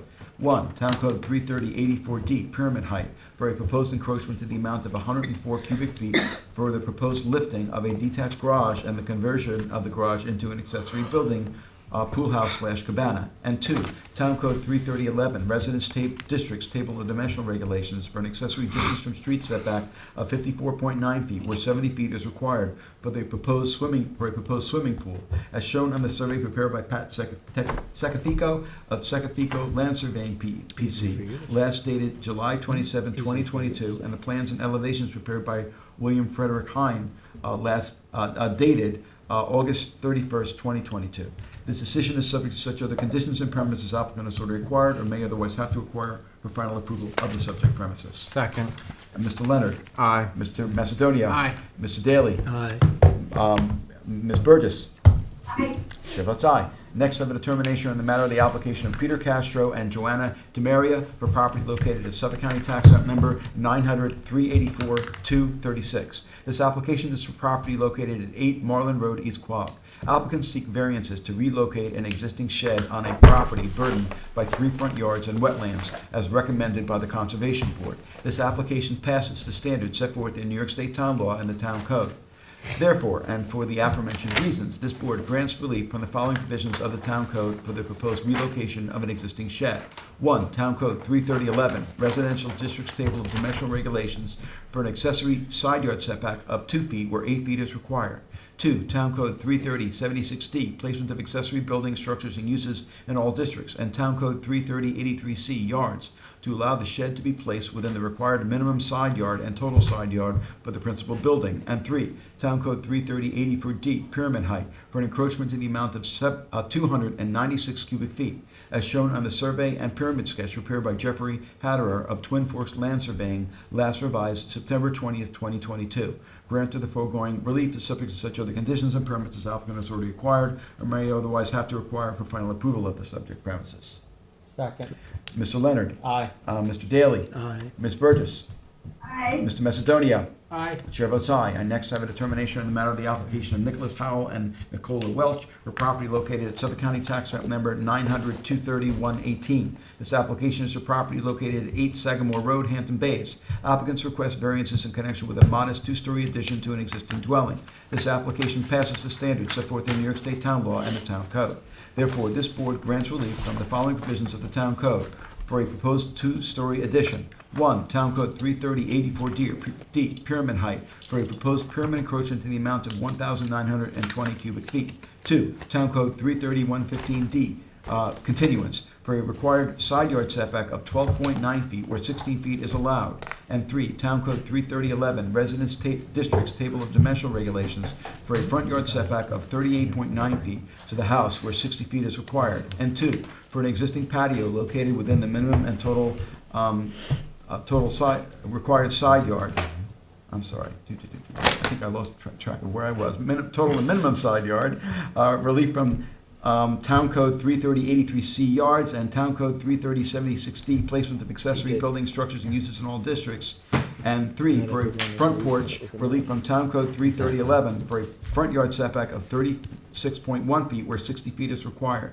These variances are granted for structures as shown on the survey prepared by Howard Young of Young & Young, last revised January 23rd, 2023, and the floor plans, elevations, and pyramid diagram prepared by Robert Stromsky, dated March 16th, 2023. Granted the foregoing, it's subject to such other conditions and permits as applicant has already acquired or may otherwise have to acquire for final approval of the subject premises. Second. Mr. Leonard. Aye. Mr. Daly. Aye. Mr. Macedonia. Aye. Ms. Burgess. Aye. Chair votes aye. Last one I have is decision on the matter of the application of 103 Co. LLC for property located at Suffolk County Tax Map Number 900-2226. This application is for property located at 9 The Bridge, Noyak. Applicant requests a front lot frontage variance from the special exception standards to construct a building to be used with office space and storage in connection with the Richard Avedon Foundation. This application was an unlisted action pursuant to SECRA. This board conducted an uncoordinated review and hereby adopts a negative declaration finding that no significant environmental impacts have been identified. This application passes the standards set forth in New York State Town Law and the Town Code. Therefore, this board grants relief from Town Code 330-146A, philanthropic, fraternal, social, and education, institutional, office, or meeting room, nonprofit, for a front lot frontage of 50.71 feet, where a minimum of 200 feet is required for a proposed building with office space, as shown in the site plan prepared by Vincent Gaudiello, last revised March 13, 2023, and the plans and elevations prepared by Anthony Vermondios, last revised June 12, 2022, received by the Zoning Board of Appeals on March 17, 2023. The grant of the foregoing relief is conditioned upon such other conditions and permits as applicant has already acquired or may otherwise have to acquire for final approval of the subject premises. Mr. Macedonio. Aye. Ms. Burgess. Aye. Mr. Daly. Aye. Mr. Leonard. Aye. Chair votes aye. Motion to close. Do we have a Second. All in favor? Aye.